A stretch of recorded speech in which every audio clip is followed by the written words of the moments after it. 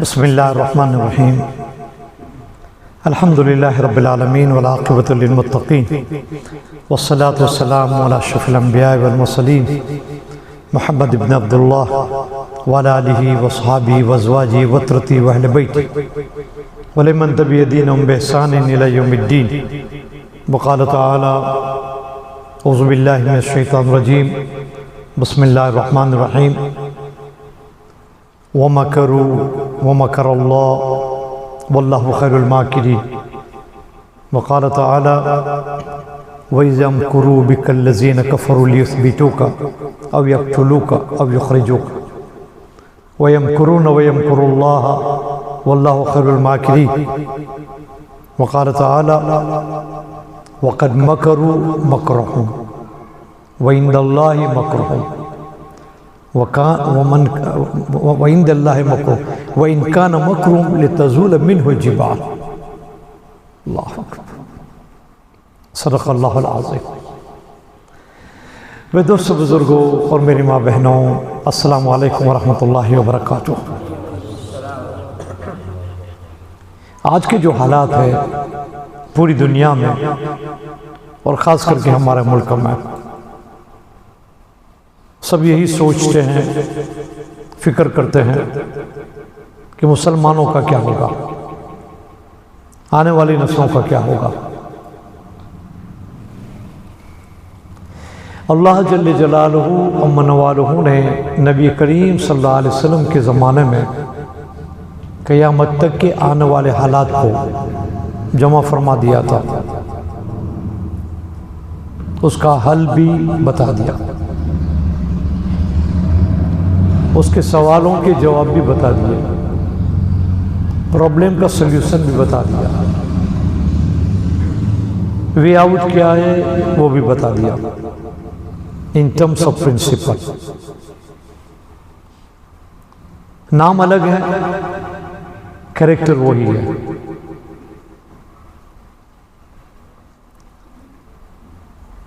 ایسے حالت میں امت کا سٹینڈ کیا ہونا چاہیے، ہمارا بیہیویئر کیا ہونا چاہیے، ہمیں کیا کرنا چاہیے۔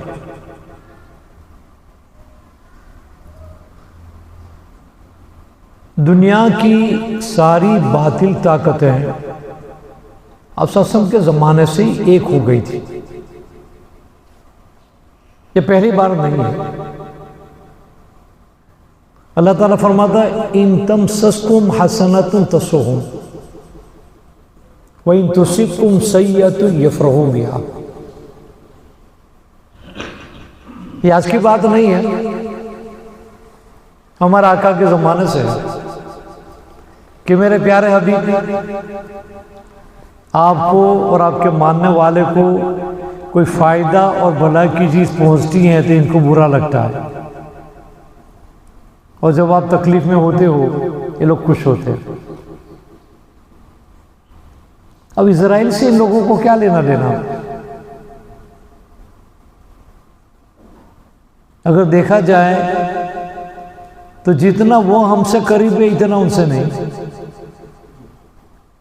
خود ان کی تورات میں لکھا ہے کہ جو مورتی پوجا کرتا ہے، بت پرستی کرتا ہے، اس کو جینے کا کوئی حق نہیں ہے۔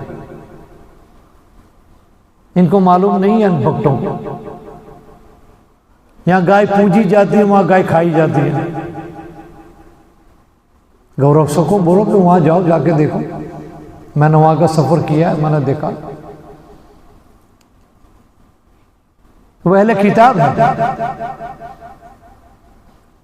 اور ہمارا اور ان کا اتنا رشتہ بتایا ہمارا نبی علیہ السلام نے کہ ان کا ذبیحہ، ان کا کھانا ہمارے لیے حلال ہے، اور کتابیہ سے شادی جائز تھی۔ اب بعد میں علماء نے حالات کو مد نظر رکھتے ہوئے جو فتویٰ دیا وہ الگ بات ہے، لیکن قرآن میں تو اس کا ذکر ہے، طعام الذین اوتوا الکتاب حل لکم،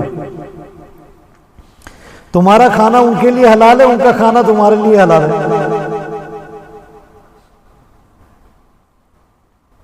اور ایک مدت تک اہل کتاب سے یعنی یہود اور نصارہ کی عورتوں سے شادی مسلمانوں کے لیے جائز تھی۔ حضرت عمر رضی اللہ تعالیٰ عنہ جب تشریف لائے تو حضرت عمر رضی اللہ تعالیٰ عنہ نے 17 مسائلوں میں اپنا اجتہاد کر کے جو جمہور کا مذہب تھا اور جو پریکٹس تھی اس سے ہٹ کر فتویٰ دیا۔ بہت کم لوگ جانتے ہیں اس کو۔ نبی کریم صلی اللہ علیہ وسلم کے زمانے میں 3 دن تراویح کی نماز جماعت کے ساتھ ہوئی، چوتھے دن آپ نہیں آئے۔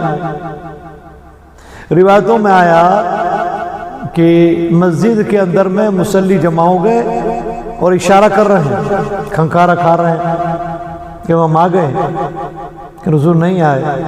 فرمایا تم اپنی نماز پڑھ لو۔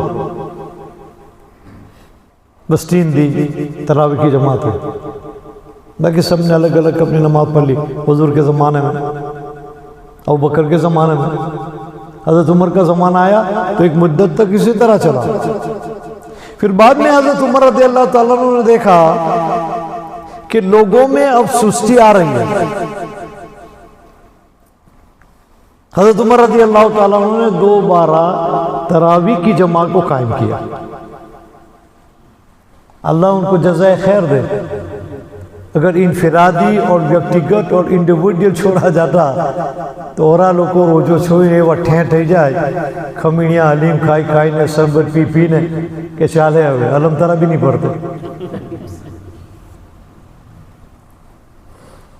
حضرت عمر نے دیکھا کہ یہ لوگ سستی کر رہے ہیں اور اتنی بڑی نماز اور اتنی بڑی عبادت سے محروم ہو جائے گی۔ حضرت نے فرمایا چلو آؤ جماعت بناؤ۔ اور بعض صحابہ نے پوچھا یہ عامر المومن کیا بات ہے؟ اللہ کے رسول نے تو 3 دن ہی جماعت سے نماز پڑھائی تھی، ابوبکر کے زمانے میں تو ہوئی ہی نہیں، آپ کیسے کر رہے ہو جماعت؟ تو حضرت عمر نے فرمایا کہ اللہ کے رسول صلی اللہ علیہ وسلم نے 3 ہی دن نماز پڑھائی جماعت کے ساتھ اور پھر جماعت سے نماز کو چھوڑ دیا اور کہا تم تمہاری نماز پڑھ لو۔ تو اس کی وجہ اللہ کے رسول نے کیا بتائی تھی، علت کیا بتائی تھی؟ اللہ کے رسول نے خود فرمایا کہ تراویح کی نماز اللہ کو اتنی پیاری ہے، اتنی محبوب ہے، مجھے ڈر لگا کہ کہیں یہ نماز میری امت پر فرض نہ ہو جائے۔ اب اسے اندازہ لگا یہ اللہ کو اتنی پسند ہے کہ یہ فرض نہ ہو جائے۔ اور حضرت عمر نے فرمایا کہ حضور کے زمانے میں اس کا امکان تھا کیونکہ نبی تھے اور وحی کا سلسلہ جاری تھا۔ اب اللہ کے رسول تو چلے گئے، اب کس پر وحی آئے گی؟ دین تو مکمل ہو گئے، اب وہ بات نہیں۔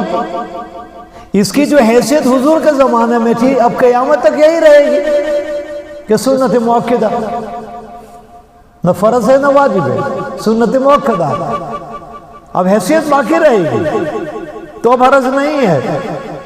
اور رہی بات امت میں سستی کا آ جانا، اس بات کا ڈر ہے کہ کئی اکثر اس نماز کو چھوڑ نہ دے، جماعت کے ساتھ سب نماز پڑھیں گے، نماز ہو جائے گی۔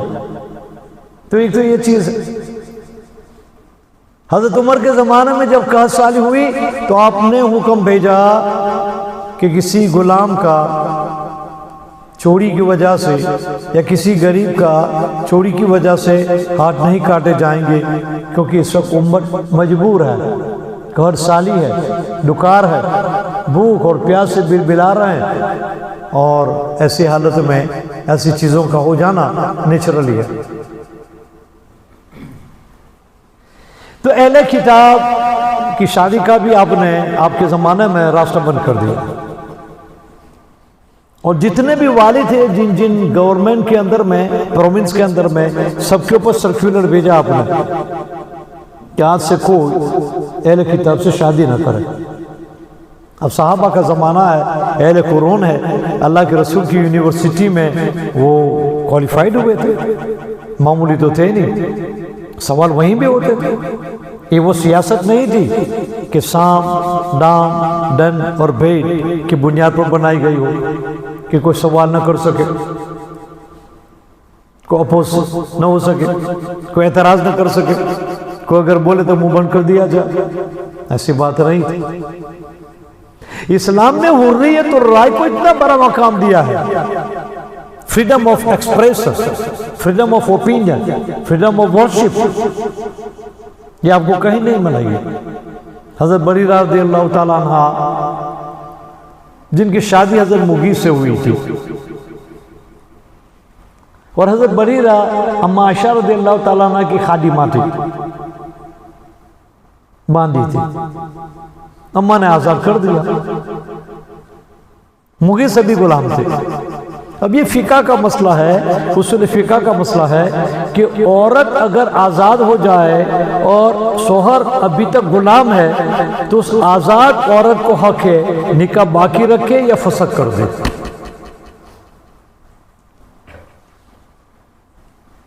یہ فقہ کا مسئلہ ہے، اصول فقہ کا ہے۔ اب حضرت بریرہ آزاد ہو گئے، مغیث ابھی تک غلام ہے، سلیو ہے، اور مغیث کو پتا چلا کہ بریرہ نکاح فسخ کر دے گی۔ روایتوں میں آیا مدینہ کی گلیوں میں مغیث بچوں کی طرح روتے ہیں، اور جو خاص کا صحابہ ہے ان سے التجا کرتے ہیں کہ اللہ کے رسول سے التجا کریں کہ اما عائشہ کو سمجھائے، کہ بریرہ کو سمجھائے کہ نکاح فسخ نہ کرے۔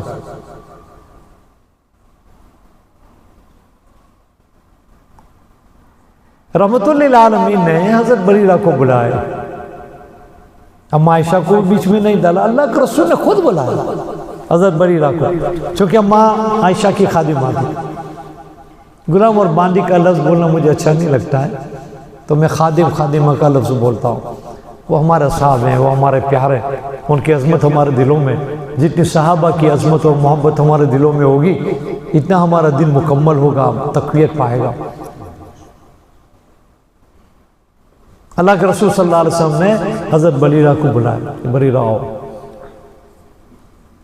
فرمایا مغیث کی حالت دکھی نہیں جاتی اور وہ چاہتا ہے نکاح برقرار رہے، فسخ نہ کیا جائے۔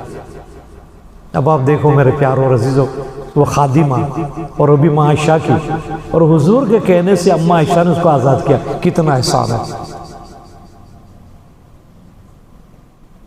حضرت بریرہ نے فوراً سوال پوچھا، امر من امر اللہ او وحی من وحی اللہ۔ سبحان اللہ۔ آج کسی کی مجالس موٹی رانی سے بھی سوال کرنے کی، یہاں خلاصہ کائنات امام الانبیاء والرسول، ان سے ان کی گھر کی خادمہ، اتنا بڑا احسان کہ نبی کریم صلی اللہ علیہ وسلم کی ریکویسٹ کے اوپر اما عائشہ نے اس کو آزاد کر دیا، اتنے سارے احسان، اور وہ پوچھتی ہے یہ اللہ کا حکم ہے کہ اللہ نے حکم دیا کہ مجھے نکاح فسخ نہیں کرنا، اور وحی من وحی اللہ، یا اللہ نے کوئی وحی نازل فرمائی کہ میرے پیارے حبیب بریرہ کو سمجھاؤ کہ نکاح فسخ نہ کرے، باقی رکھے۔ حضور نے فرمایا نہ اللہ کا حکم ہے، نہ میرا حکم ہے، نہ وحی نازل ہوئی ہے، ایسی کوئی چیز نہیں ہے۔ تو حضرت بریرہ نے پوچھا فما ھذا یا رسول اللہ، اللہ کے رسول یہ کیا ہے؟ جب اللہ کا حکم نہیں، آپ کا حکم نہیں، وحی کا نزول نہیں ہوا، نہ اللہ نے وحی نازل فرمایا، تو یہ ہے کیا؟ اللہ کے رسول نے فرمایا بس میں نصیحت کرتا ہوں، میں ایڈوائز کرتا ہوں۔ آپ کو معلوم ہے کیا جواب دیا؟ اصول کی کتابوں میں ہے، فقہ کی کتاب میں ہے، اصول فقہ میں ہے، حدیث پاک میں ہے، روایتوں میں ہے۔ حضرت بریرہ نے جواب دیا اللہ کے رسول کو، فلا حاجت لی۔ سبحان اللہ۔ سے ہمارا پرابلم یہ ہے کہ ہم قرآن پاک پڑھتے ہیں، حدیث پاک پڑھتے ہیں، اس میں غور نہیں کرتے، اس میں سوچتے نہیں۔ اس کو کہتے ہیں استنتاج، نچوڑ، نتیجہ، انالائسس، انالوجی، کہ میرا رب کیا کہنا چاہتا ہے، میرے نبی کیا کہنا چاہتے ہیں۔ قرآن کی ہر آیات امت کے لیے نیریٹیو ہے، حدیث پاک کا ایک ایک جملہ امت کے لیے نیریٹیو ہے، اللہ کے رسول کے احکام نیریٹیو ہے، یہ ذہن سازی کرتا ہے، دماغ بناتا ہے۔ ہم نے آج نہ اوم کشیپ کو سنا، روبیکا کو سنا، رویش کمار کو سنا، گوسوامی کو سنا، سدھی تہاری کو سنا، اور بس ٹینشن میں آ گئے، میں بھائی آج یہ کہا، کل وہ کہا، ان کو جو کہنا ہے کہنے دو، ان کو جو بولنا ہے بولنے دو، اور جو نیوز پھیلانا ہے پھیلانے دو، جو نیریٹیو سیٹ کرنا ہے کرنے دو۔ ہمارے نبی جو ہمارا نیریٹیو سیٹ کر کے گیا ہے، اس نیریٹیو نے رومن اور پرشیا کی سپر طاقت کو توڑ دیا۔ تو بات کیا تھی؟ کیسے نیریٹیو سیٹ کیا صحابہ میں کہ جب ماہان ارمانی کے دربار میں حضرت سعد رضی اللہ تعالیٰ عنہ پہنچے، حضرت ربیعہ جب پہنچے، ان کو قاصد بنا کر بھیجا کہ بھائی تمہارا کوئی آدمی بھیجو، ہم اس سے بات کریں۔ سپر پاور ایران، اس کے دربار میں حضرت ربیعہ پہنچے خچر پر سوار ہو کر، اور محل میں چلے گئے، اور سیدھے تخت پر جا کر بیٹھ گئے ان کے ساتھ۔ وزیر کہا رہے کوئی پروٹوکول بھی ہے یا نہیں، عزت کا بھی احترام یا نہیں، یہ ہمارے ملک ہیں، یہ ہمارے بادشاہ ہیں، یہ ہمارا راج کرتا ہے، اس کی برابر میں کوئی نہیں بیٹھتا۔ حضرت ربیعہ نے کہا میں نہیں آیا ہوں، اس نے بلایا ہے، میں نہیں آیا ہوں، اسی نے بلایا، اور آپ کہو تو میں چلا جاؤں۔ مان ارمان کر کے بیٹھے، کوئی مرودیت نہیں، کوئی پربھاؤ نہیں، کوئی ڈپریشن نہیں، سپر پاور، اور اس کا سربراہ اس کی برابری میں جا کر بیٹھ گیا۔ مان ارمانی نے پوچھا لماذا جئتم، کیسے آنا ہوگا؟ اگر پیسہ چاہیے سارا خزانہ ہم آپ کو بھر دیتے ہیں، اناج چاہیے میں اتنے اونٹوں پر اناج لاد کر تمہیں دوں گا کہ اس کا پہلا مدینہ میں ہوگا، آخری ایران میں ہوگا۔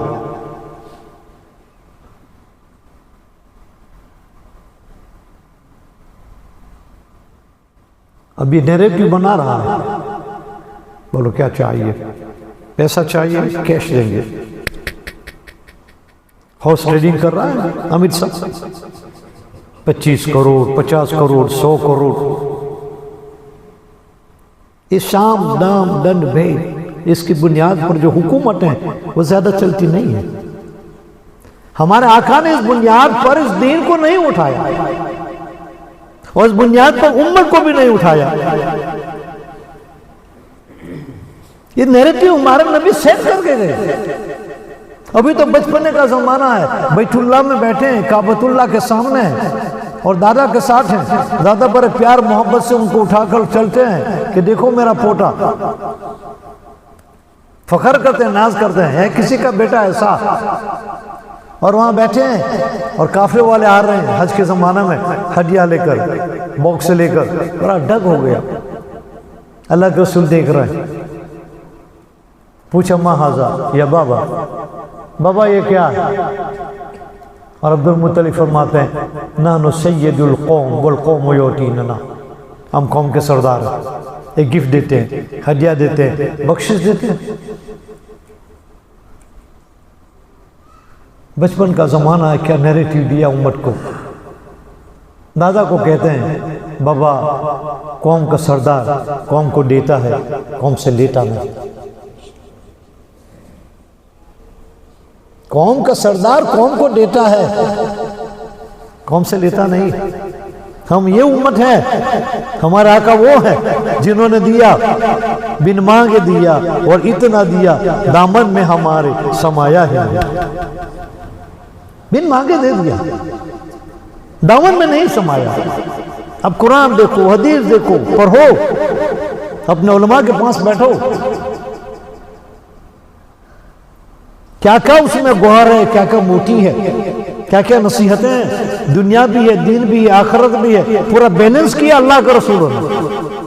یہ امت امبیلنس نہیں، شریعت کے احکام امبیلنس نہیں۔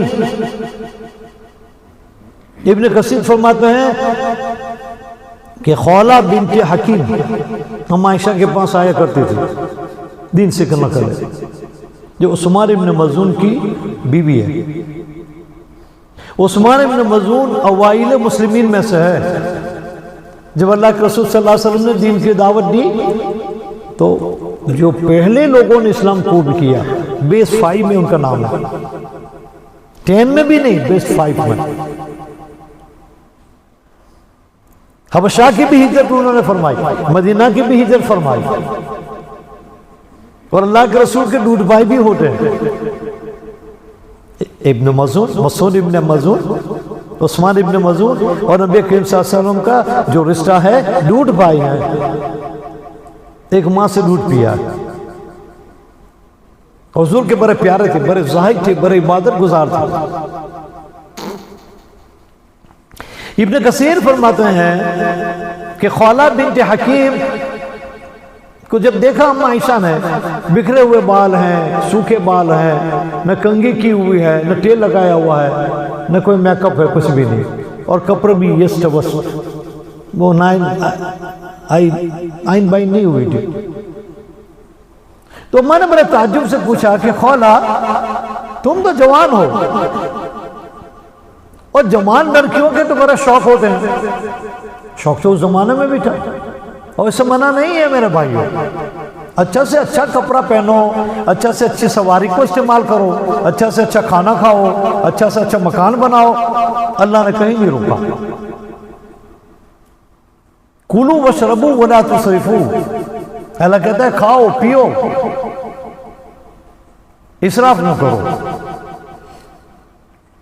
ایک صحابی نے آ کر کہا یا رسول اللہ فلاں آدمی نے مجھے زکوٰۃ کے پیسے دیے، تو پوچھا تو اس میں برا کیا ہوا؟ کہا میں خود زکوٰۃ نکالتا ہوں، میں صاحب مال ہوں۔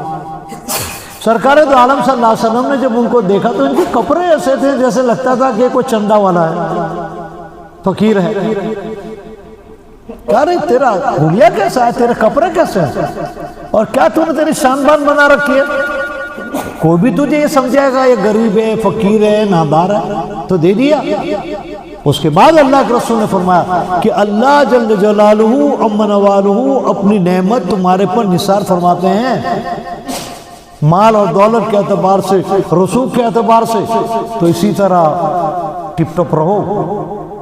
ترا اثرہ، اللہ چاہتا ہے اس کی نعمت کا اظہار ہو، اس سے بھی اللہ خوش ہوتا ہے۔ اللہ کا شکر ادا کرو، اچھا کھانا، اچھا پینا، اچھا گھر بنانا، اچھی سواری رکھنا، شریعت میں کوئی گناہ نہیں ہے۔ ایک صحابی نے پوچھا یا رسول اللہ اچھا کھانا، اچھا پینا، اچھا مکان بنانا، اچھا سواری رکھنا، کیا یہ تکبر ہے؟ کیا یہ ابھیمان ہے؟ کیا یہ اہنکار ہے؟ کیا یہ آڈمبر ہے؟ کیا یہ پراؤڈ ہے؟ آپ صلی اللہ علیہ وسلم نے فرمایا کہ نہیں، 3 چیزیں اگر ہے تو تکبر ہے۔ صحابہ نے پوچھا یا رسول اللہ وہ 3 چیزیں کیا ہیں؟ اللہ کے رسول نے فرمایا مال اور دولت کی وجہ سے اور رسوخ کی وجہ سے اور پوزیشن کی وجہ سے جو غریب اور نادار ہے اس کو تم حقیر نہ سمجھو، اس کو سامان سمجھو، اس کا احترام کرو۔ دوسرے نمبر پر کہ مال اور دولت اور رسوخ تمہارے پاس ہے تو اس کی وجہ سے کسی حق بات کو نہ ٹھکراؤ۔ کسی عالم نے، امام نے کوئی بات کہہ دی یا بیان نہ کہہ دیا جس سے ان کو ٹھیس پہنچی اور آ کر ان سے لڑنے لگا، جھگڑنے لگا، اس لیے کہ وہ مال والا ہے، دولت والا ہے، پیسہ والا ہے، اس کی بنیاد پر اگر حق کو تم نے مسترد کر لیا، یہ تکبر ہے۔ اور تیسری چیز ہے کہ اللہ کے رسول اور امت کی ضرورت اگر پیش آ جائے اور جو مال اللہ نے اس کو دیا ہے وہ مال خرچ نہ کرے، تو فرمایا یہ تکبر کی نشانی ہے۔ اگر یہ نہیں ہے تو سمجھو تکبر نہیں ہے، بلکہ اچھا کھاؤ، اچھا پیو، اچھا پہنو، اچھی سواری پر استعمال کرو، لیکن ان 3 چیزوں کو خیال رکھو۔ تو عائشہ رضی اللہ تعالیٰ عنہ نے حضرت خولہ سے پوچھا یہ کیا ہے، تم جوان ہو اور کوئی میک اپ نہیں، چہرے کے اوپر بھی کوئی رونق جیسی چیز نہیں ہے، بال بھی بکھرے ہیں، انکوم ہے، کنگھی بھی کی نہیں ہے، سوکھے ہیں، تیل بھی نہیں لگایا۔ تو حضرت خولا نے فرمایا یہ سب سنگار اور زینت میں کس کے لیے کروں، میں کس کے دکھاؤں؟ پوچھا کیوں؟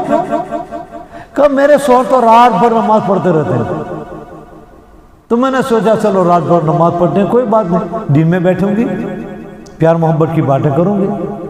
اب دن میں جب جاتی ہوں تو روزہ ہو جاتا۔ اب آپ ہی بتاؤ، رات میں عبادت، دن میں روزہ، اب میں دکھاوا کس کے لیے کروں؟ یہ زیب و زینت کس کے لیے کروں؟ ان کو تو کچھ پر ہی نہیں۔ سبحان اللہ، اللہ نے ہمیں کیا دین دیا، جسم اور روح دونوں کا خیال رکھا، دین اور دنیا دونوں کا خیال رکھا، انسان کی شہوت کے تقاضے کا بھی خیال رکھا، ورائی پنے سے دور رکھا، بلکہ شادی کو تمام نبیوں کی سنت بتائی، اور فرمایا کہ فمن رغب عن سنتی فلیس منی، اور ہماری سنت ہے جو اعراض کرے گا، اس کو ٹھکرائے گا، وہ ہم میں سے نہیں ہے۔ اب یہ لوگ شادی نہیں کرتے تو اچھی بات ہے، ہمارا کیا جاتا ہے؟ بھاگوت نے شادی نہیں کی، واجپئی نے شادی نہیں کی، یوگی نے شادی نہیں کی، اور ہمارا چائے والا تو جسودا بہن کو چھوڑ کے ہی بھاگ گیا۔ بھائی ہمیں کوئی عرض نہیں ہے۔ اب تم ہمارے اوپر یہ بلیم ڈالتے ہو کہ میاں بھائی کے بچے بہت ہیں، اب تم شادیاں نہیں کرتے اور شادی کر کے بھاگ جاتے ہو، اور بس دو، ہم دو اور ہمارے دو۔ اب امبانی کے کتنے بیٹے؟ دو بیٹے چھوڑ کر گیا، مکیش، اور دوسرا وہ کیا ہے، انل، ایک انل کو چھوڑا اور ایک مکیش کو چھوڑا۔ تینڈولکر کا بھی ایک بیٹا، امیتابھ کا بھی ایک بیٹا۔ اب پیسوں کی کیا کمی ہے؟ اندرا کے دو بیٹے، راجیو اور سنجے، سنجے کا ایک بیٹا اور راجیو کا ایک بیٹا اور ایک بیٹی۔ بھئی تم بچے نہیں آنے دیتے، اس میں ہمارا قصور کیا ہے؟ اس کو ڈھانکنے کے لیے میاں بھائی کے اوپر کیوں بلیم ڈالتے ہو کہ ہم تو ہمارے باعث؟ ارے ہمارے 200 بھی ہو جائے تو تم تھوڑے کھلاتے ہو، ہم کھلاتے ہیں۔ فقیہ ابو لیث سمرقندی رحمۃ اللہ علیہ نے لکھا ہے کہ تیرے گھر تیری عورت کو بچے کی آمد کے اوپر اگر فقیری، ناداری، فقر و فاقہ کا اگر خیال بھی آئے کہ اس کو میں کہاں سے کھلاؤں گا، تو کفر کے قریب پہنچ جاتا ہے۔ یہ خیال بھی نہ آنے پاتا۔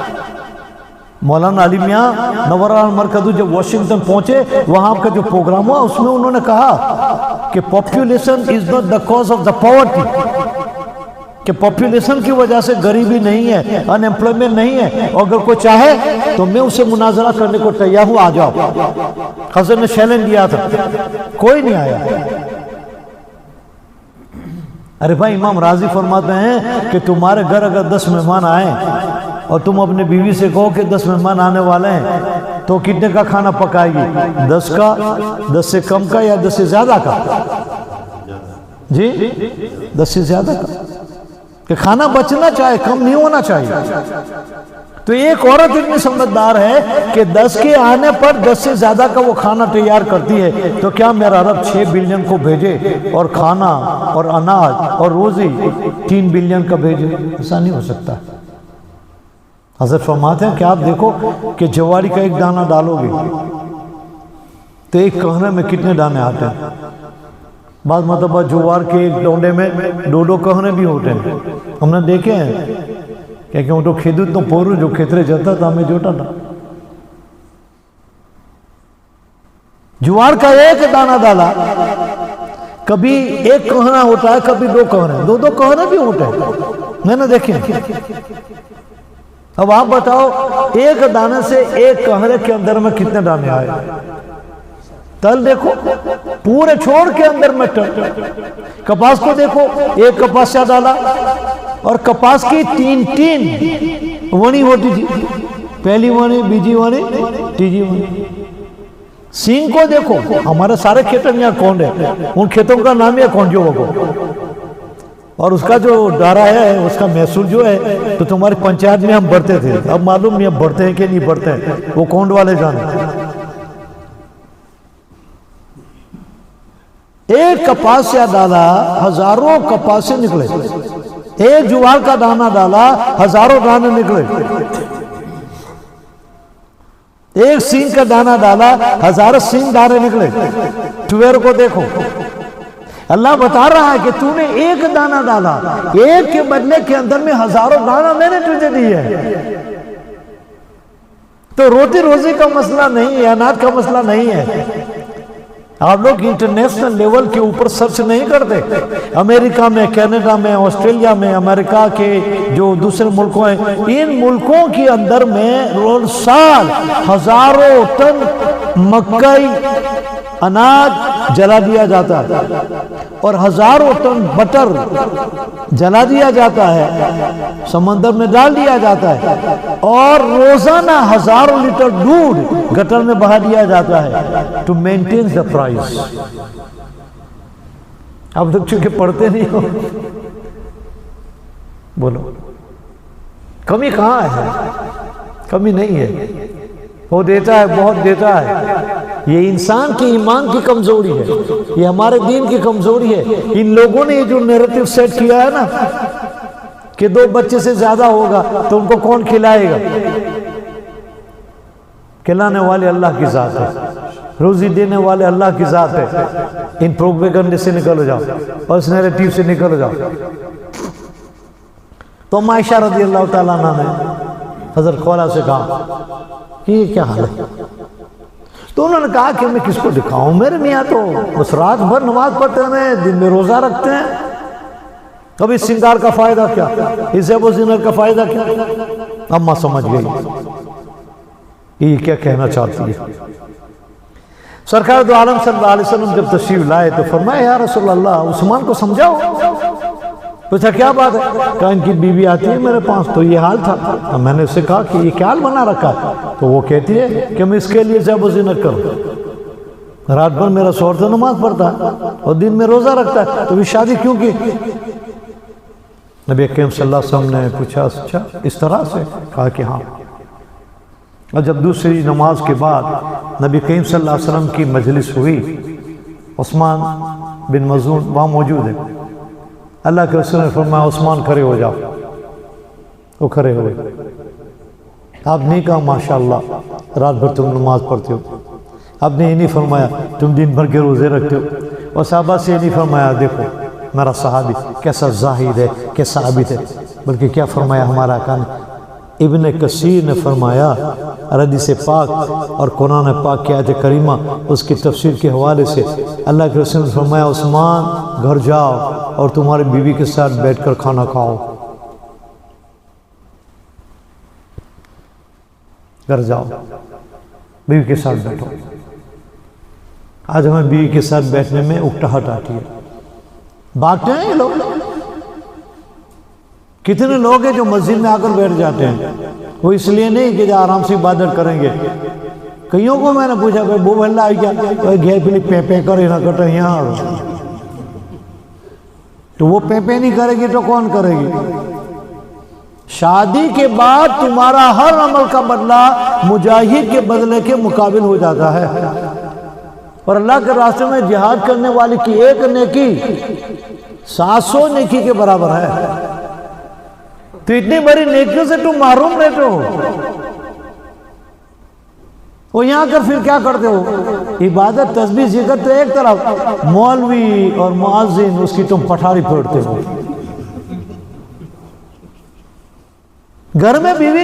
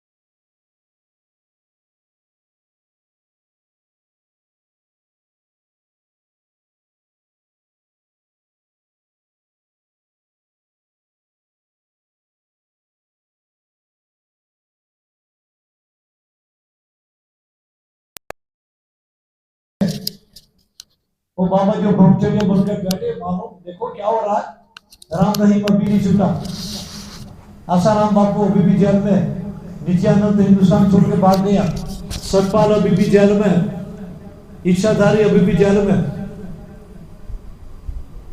یہ نیچر ہے. اسلام نیچر کے ساتھ چلتا ہے، طبیعت کے ساتھ چلتا ہے، مزاج کے ساتھ چلتا ہے، انسان کی بھاوناؤں کی قدر کرتا ہے. صرف نماز روزہ عبادت نہیں ہے، ان تمام چیزوں کا خیال رکھنا یہ بھی عبادت ہے. امام شافعی فرماتے ہیں تمہارے بیوی بچوں میں بیٹھ کر پل بھر کے لیے تم پیار بھر کی باتیں کرو، خوشی کی باتیں کرو اور ان کو خوش کر دو، 7 سال کی نفلی عبادت سے بہتر ہے. 7 سال. اللہ کا شکر ہے ہمارے مولویوں کے پاس ٹائم زیادہ ہوتا ہے، جتنی یہ نفلی عبادت یہ کرتے ہیں آپ لوگ نہیں کرتے، کیونکہ آپ لوگوں کے پاس وقت ہی نہیں ہے. شام کو تھکے ہارے آتے ہیں، سو جاتے ہو، گٹر گو. اللہ تعالیٰ نے مولویوں کو اتنا اچھا موقع دیا ماشاءاللہ. صبح میں گئے، مدرسے سے فارغ ہو گئے، گھر پہ آ گئے، پیار محبت کی بات ہے. زور پر کیا ہے، پیار محبت کی بات ہے. عصر کے بعد آ گئے، چلو چائے لاؤ، چاول کی. مغرب کے بعد کھانا. سبحان اللہ، اتنی بڑی نعمت سے لوگ مستفیض ہیں. ابراہیم ادھم کی بات یاد آتی ہے کہ جو سکون چین اللہ نے ہمیں دیا ہے، ان مالداروں کو اور حاکموں کو پتہ چل جائے جس کو حاصل کرنے کے لیے ہمارے خلاف میں جنگ چھیڑ دے. کہ اللہ کا شکر ہے لوگوں کو معلوم ہی نہیں ہے کہ ہمیں کیا مل رہا ہے. وہ یہ لوگ تمنا کریں گے یار ہم مولوی بن جائیں، ہم امام بن جائیں. اللہ کا شکر ہے. اللہ جل شانہ نے آیت نازل فرمائی یا ایھا الذین آمنوا لا تحرموا طیبات ما حرم اللہ لکم. اے ایمان والو، لا تحرموا طیبات، اس چیز کو تم کیوں حرام کرتے ہو، اس طیبات کو تم کیوں چھوڑ دیتے ہو جو اللہ نے حلال کیا ہے. بیلنس بھی کیا، ولا تعتدوا. ابن کثیر فرماتے ہیں بعد میں چھوٹا سا جملہ دے کر اللہ کے رسول اور اللہ نے حد بیان کر دی کہ بیوی کا حق ہے، بچوں کا حق ہے، ولا تعتدوا، لیکن اس میں زیادتی مت کرو. نماز کا وقت آئے، عبادت کا وقت آئے اور دین کا تقاضا آ جائے تو پھر بیوی بچوں کو بھی چھوڑ کے جاؤ اور زیادتی نہ کرو کہ دنیا والے کہنے لگے کہ سالوں پیٹی کوٹ سے. بعض ایسے ہیں بیچارے پیٹی کوٹ، اب کون والے جانتے یا نہیں جانتے پیٹی کوٹ کس کو کہتے ہیں، جب شادی ہوگی تو پتہ چلے گا. پیٹی کوٹ بننے سے بھی بچایا ولا تعتدوا کہہ کے، بس اس سے آگے مت جاؤ. یہ تمہاری لیمٹ ہے، یہ تمہاری مریادہ، یہ تمہاری حد ہے، بس اس سے آگے نہیں. عثمان ابن مظعون نے فرمایا رسول اللہ میرا روزہ ہے. یہ رائے نازل ہوئی، اللہ کے رسول نے فرمایا روزہ توڑ دو. روزہ توڑوائی آ گیا، میرا روزہ ہے، فرمایا روزہ توڑ دو، جاؤ گھر بھیج جاؤ. گھر بھیج دیا، روزہ توڑوا دیا، نفل روزہ تھا. ہفتہ 10 دن گزرا اور حضرت خالہ تشریف لائی، حالت بدل گئی تھی. بال میں ٹیڑھ ہے، بال برابر قوم کیا ہوا ہے، کنگھی لگائی ہوئے، چہرہ مسکراتا ہوا ہے، میک اپ برابر ہے، کپڑے بھی برابر ہے. پوچھا خالہ بہت بڑا چینج ہو گیا کہ اللہ آپ کا اور اللہ کے رسول کا بھلا کر. آپ نے کتنی اچھی بات کہی، اب تو ماشاءاللہ رات میں بھی وقت دیتے ہیں، دن میں بھی وقت دیتے ہیں. اسلام نے ان چیزوں کو بیلنس کیا ہے، یہ بیلنس نہیں ہے. تو میں یہ بتا رہا تھا میرے بھائیوں، میرے عزیزوں اور دوستوں کہ اللہ جل جلالہ و منوالہ اور نبی کریم صلی اللہ علیہ وسلم وہ ہمارے لیے ایک نیریٹو سیٹ کر کے گئے. ان چیزوں سے آپ مروب نہ ہو، آپ امپریس نہ ہو. اللہ کے رسول صلی اللہ علیہ وسلم ہمیں دین دے گئے اور اس دین کی بنیاد شام، دام، ڈنگ اور بیل کی بنیاد کے اوپر نہیں ہے. ایسا نیریٹو بھی ہے، ایسے نیریٹو بھی ہے، ایسے نیریٹو بھی ہے کہ مہان ارمنی کی میں بات کر رہا تھا، حضرت ربیعہ کا کنورسیشن کی بات کر رہا تھا. اور جو مہان ارمانی نے پوچھا لماذا جیتو، کیوں آئے، کیا کون سالی ہے، ڈکار ہے، جو چاہے جتنا چاہے اناج ہم دے دیں. پیسوں کی ضرورت ہے تو ہم کیش دیں گے آپ کو، سونا مہر دیں گے، سونے کے سکے آپ کو دیں گے. کیا چیز ہے؟ کیوں کیا؟ کون سی چیز تمہیں مجبور کی؟ وہ عرب کے بدو، کیونکہ وہ لوگ بدو لوگ تھے. کس چیز نے مجبور کیا؟ کیوں آئے ہو؟ سبحان اللہ. مولانا علی میاں صاحب رحمۃ اللہ نے لکھا پوری اسلام اور آدم علیہ السلام سے لے کر نبی کریم صلی اللہ علیہ وسلم تک کے تمام نبیوں کی تعلیم کا نچوڑ اس نے بتا دیا کہ ہمارا آنے کا مقصد کیا ہے، ہم کیوں آئے. ہم کھانے پینے کے لیے، موج مزہ کرنے کے لیے اس دنیا میں نہیں آئے. جینا لنخرج العباد من عبادت رب العباد، من عبادت العباد الى عبادت رب العباد. پہلی چیز کیا فرمایا؟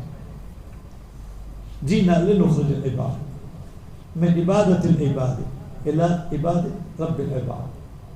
ہم آئے ہیں بندوں کو بندوں کی غلامی سے نکال کر ایک معبود کی غلامی میں داخل کرنے کے لیے.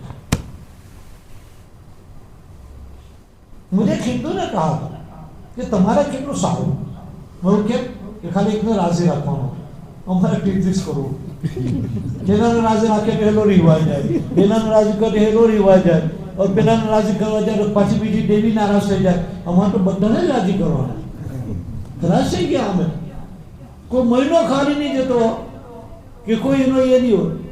کبھی تو کوئی گنپتی کی بات ہوتی ہے، کبھی ہنیمان ہوتا ہے، کبھی رام نومی ہوتی ہے، کبھی سوری یوجنا ہوتی ہے، کبھی کالا ماتا آ جاتی ہے، کبھی ماں امبے آ جاتی ہے، جی امبے ہو جاتی ہے. ایک تو ابھی نکلی ہے سنتوشی ماں، پہلے نہیں تھی ہمارے زمانے میں، ابھی اس کے بعد نئی ماں نکلی ہے دسا ماں. میں نے کہا ہندوؤں کو بجائے سنتوشی ماں کہاں سے آئی؟ کہا کہ ہمیں کسی ماں کا پتہ نہیں ہے. بس یہ لوگ بولتے رہتے ہیں، اس کے پیچھے پیچھے چلتے رہتے ہیں. آدمی ذرا تو سوچے کہ اللہ نے کتنا اچھا ہمیں مذہب دیا. وہ خود کہتے ہیں یار کون کو ناراضی کرو، یہاں ایک کو راضی کرنا ہے. جینا لنخرج العباد، ہم بندوں کو نکالنے کے لیے آئے ہیں بندوں کی غلامی سے. ایک ہی عبادت اور ایک ہی بندگی اور ایک ہی غلامی، اس کے غلام ہو جاؤ، پوری دنیا کی وہ تمہیں آقا بنا دے گا.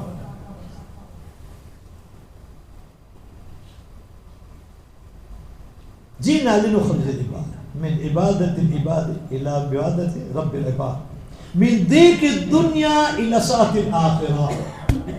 سبحان اللہ، اللہ اکبر. ارے کوئی کیا نیریٹو سیٹ کر گیا یار؟ ہمارے نبی نیریٹو سیٹ کر کے گئے، ہمارے صحابہ نیریٹو سیٹ کر کے گئے، اولیاء سیٹ کر کے گئے، مسلمین امت سیٹ کر کے گئے. دنیا کا اور کسی بھی شخصیت کا کوئی بھی چیلنج حضور کے زمانے سے لے کر قیامت تک کے لیے اسے نمٹنے کی طاقت اسلام میں ہے.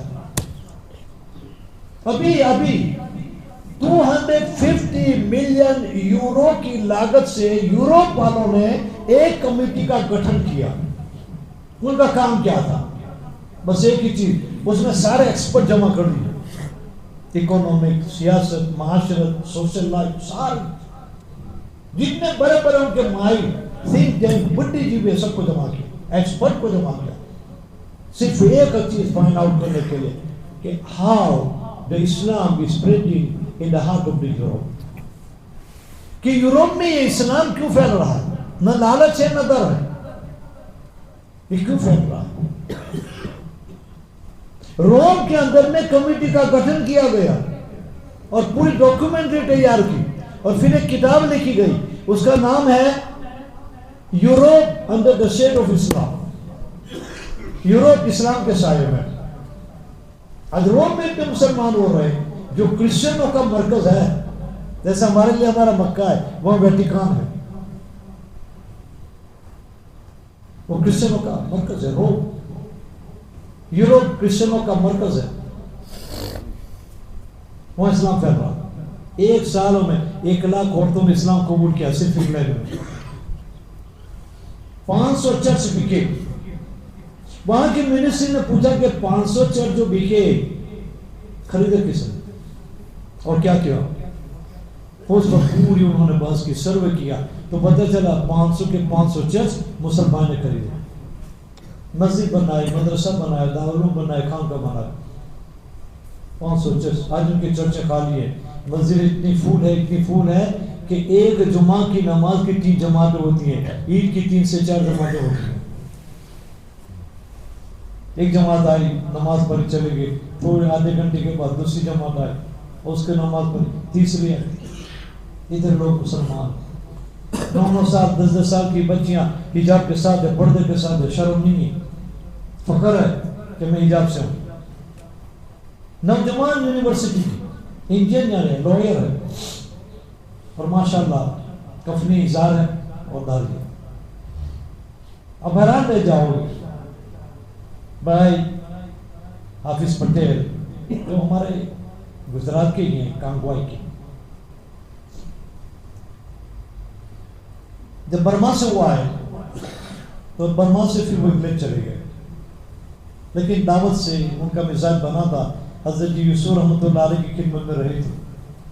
کچھ دنوں کے بعد انہوں نے خط لکھا کہ حضرت یہاں دین پر چلنا بڑا مشکل ہے اور خطرہ ہے کہ آنے والی ہماری اولاد بے دین اور مرتد نہ ہو جائے، اگر آپ اجازت دو تو میں مرکز پہ آ جاؤں اور یہاں آ کر دین کا کام کروں گا۔ حضرت یوسف رحمۃ اللہ علیہ کی جو ذہانت تھی، جو فوکس تھا، جو فورسائٹ تھی، اور اللہ نے جو ان کو فراست دی تھی، اس زمانے کے بڑے بڑے علماء نہیں سمجھ پائے۔ حضرت نے لکھا حافظ صاحب یہ کیا بات ہے، دین کو مقصد بناؤ، دعوت کو مقصد بناؤ، door to door, face to face, chase to chase, person to person, آپ دعوت کو مقصد بنا کر نکلو۔ میں اللہ کی قسم کھا کر کہتا ہوں، دعوت کو مقصد بناؤ زندگی کا۔ یہود اور نصارہ چاہتے ہیں کہ مکہ اور مدینہ میں لندن اور پیرس والی فضا قائم ہو، اور خدا پاک کی قسم اس کام کو لے کر چلو گے، اس کو مقصد بناؤ گے، مجھے امید ہے کہ لندن اور پیرس میں مکہ اور مدینہ والی فضا قائم ہوگی۔ دیکھو سب سے بڑا مرکز ڈیوزبری میں ہے، پورے یورپ کا مرکز، پورے لیٹن امریکہ کا مرکز چلی میں ہے، سب سے بڑی مسجد اور سب سے بڑا مرکز پورا لیٹن امریکہ وہاں جمع ہوتا ہے۔ 5 ملین لوگ مرتد ہو چکے تھے، اس دعوت و تبلیغ کی وجہ سے ان ملینوں کو اللہ تعالیٰ نے ارتداد سے اسلام میں داخل کیا۔ آج ان کی بیٹیاں حجاب میں ہیں، آج ان کے نوجوان داڑھی میں ہیں۔ اگر یہ کام نہ ہوتا، یہ دن کی محنت نہیں ہوتی تو کیا ہوتا؟ آج لندن کی سڑکوں کے اوپر آپ کو داڑھی والا ملے گا، ٹوپی والا ملے گا، جبہ والا ملے گا، مسجد آباد ہے اور ان کے چرچ آج خالی ہے۔ آج ہماری بیٹیاں حجاب کے ساتھ ہیں، پردے کے ساتھ ہیں، اور کتنی عالمہ بن رہی ہے، حافظ قرآن ہو رہی ہے، اور جب ان کی ذہنی اور علمی استعداد اور معیار کو آپ دیکھیں گے تو آپ حیران رہ جاؤ گے۔ وہ ایسے ایسے سوال کرتی ہیں، کیونکہ میں انگلینڈ جاتا ہوں، امریکہ جاتا ہوں، کینیڈا جاتا ہوں، تو وہ بچیاں خط لکھتی ہیں اور کہتی ہیں کہ مولانا بیان میں تو ایک سیٹ ہوتا ہے، وہ بیان ہو جاتا ہے، لیکن ہمارے کچھ سوال ہوتے ہیں وہ رہ جاتا ہے، تو ایک دن ایسا کیوں نہ کرے کہ جس میں ہمارے سوالوں کا جواب دیا جائے۔ میں نے کہا ٹھیک ہے، تو پہلے سے وہ سوال لکھ کر بھیج دیتی ہے، یہ سوال، یہ سوال، یہ سوال، یہ سوال، پھر مجلس میں ان کے سوالوں کے جواب میں دیتا ہوں۔ نوجوان لڑکیاں، یونیورسٹی کی لڑکیاں ماشاءاللہ حجاب کے ساتھ، آپ کو پتہ نہیں چلے گا کہ یونیورسٹی کی لڑکی ہے یا کوئی عالمہ، اور ان کے سوال کو آپ دیکھو گے تو آپ حیران رہ جاؤ گے کہ کیا ان کی ذہانت ہے۔ میں کیوں ذہانت پر آفرین کرتا ہوں، ان کا جو معیار ہے اور ان کا جو استعداد ہے، ان کی سمجھ کی جو طاقت ہے، تو اس سے معیارانیں رہ جاتی ہے کیا نا، یہ کیا کیا نیریٹیو انہوں نے سیٹ کیے ہوئے، ہمیں تعجب ہوتا ہے۔ آج ہماری ماں بہنیں کہاں، وہ تو تارک مہتا کو دیکھنے میں بڑی مشغول ہوتی ہے، تارک مہتا نا الٹا چشمہ، اب یہ چشمہ ایسا الٹا چہرہ دیا ہے، اب یہ چشمہ کب نکلے گا؟ میں آپ کا ہوں اسی لیے میں آپ کو کہتا ہوں کہ کتنا وقت ہمارا ضائع اور برباد ہو رہا ہے. اور پھر جو تم امپریشن دیتے ہو تو پھر ایسی باتوں سے امپریشن ہوگا, اسے انتشار پیدا ہوگا, کلک پیدا ہوگا, ڈپریشن پیدا ہوگا کہ کیا ہوگا. اب مہانی کے دربار میں حضرت ربیہ کہتے ہیں من دیکھ دنیا الی ساعت الاخرہ. مولانا علی میاں صاحب لکھتے ہیں کہ ایسی فلسفی دنیا کا کوئی فلسفر نہیں بتا سکتا. 3 لفظوں میں پوری اسلام کی تعلیم بتا دی اور زندگی کا مقصد بتا دیا. پہلے تو فرمایا کہ بندوں کو بندوں کی عبادت سے اور غلامی سے نکالنے کے لیے ہم آئے کہ ایک رب کی غلامی میں آ جاؤ, تم ایک ہی غلام بن جاؤ گے, پوری دنیا کے آقا بن جاؤ گے. دوسری چیز کہا میں دیکھ دنیا کی جو تنگی ہے, دنیا کی ہر چیز تنگ ہے, یا کسی چیز میں وسعت نہیں ہے, پائیداری نہیں ہے, امیزگی نہیں ہے. کھانا کھاؤ گے گلے تک کا سوال, گلے سے اتر گیا اب کوئی فرق نہیں. آپ نے دال روٹی کھائی یا چکن ٹکا کھایا, یا کوہاری میں جا کر آشیانہ کے اندر میں پایا اور نان کھا لیا, یا لوارا جا کے ٹکے کھا لیا. لاجپور تک لوگ جاتے ہیں کھچڑا کھانے کے لیے, آپ سب میں بھی کھچڑا ملتا ہے. لاجپور تک جانے کی ضرورت کیا ہے؟ کون نصیب دار ہے کہ یار کچھ نہیں ہوتا ہے, وہاں تک لوگ جاتے ہیں. دنیا کی کسی چیز میں پائیداری نہیں, اس کی خوشی میں ہمیشہ نہیں, اس کی غمی میں ہمیشہ نہیں, اس کا سکھ ہمیشہ نہیں, اس کا دکھ ہمیشہ نہیں, اس کی جوانی ہمیشہ نہیں, اس کا بڑھاپا بھی ہمیشہ نہیں, اس کی مالداری بھی ہمیشہ نہیں, اس کی حکومت بھی ہمیشہ نہیں. ہر ایک میں زوال ہے, ہر چیز گرنے والی اور گر رہی ہے.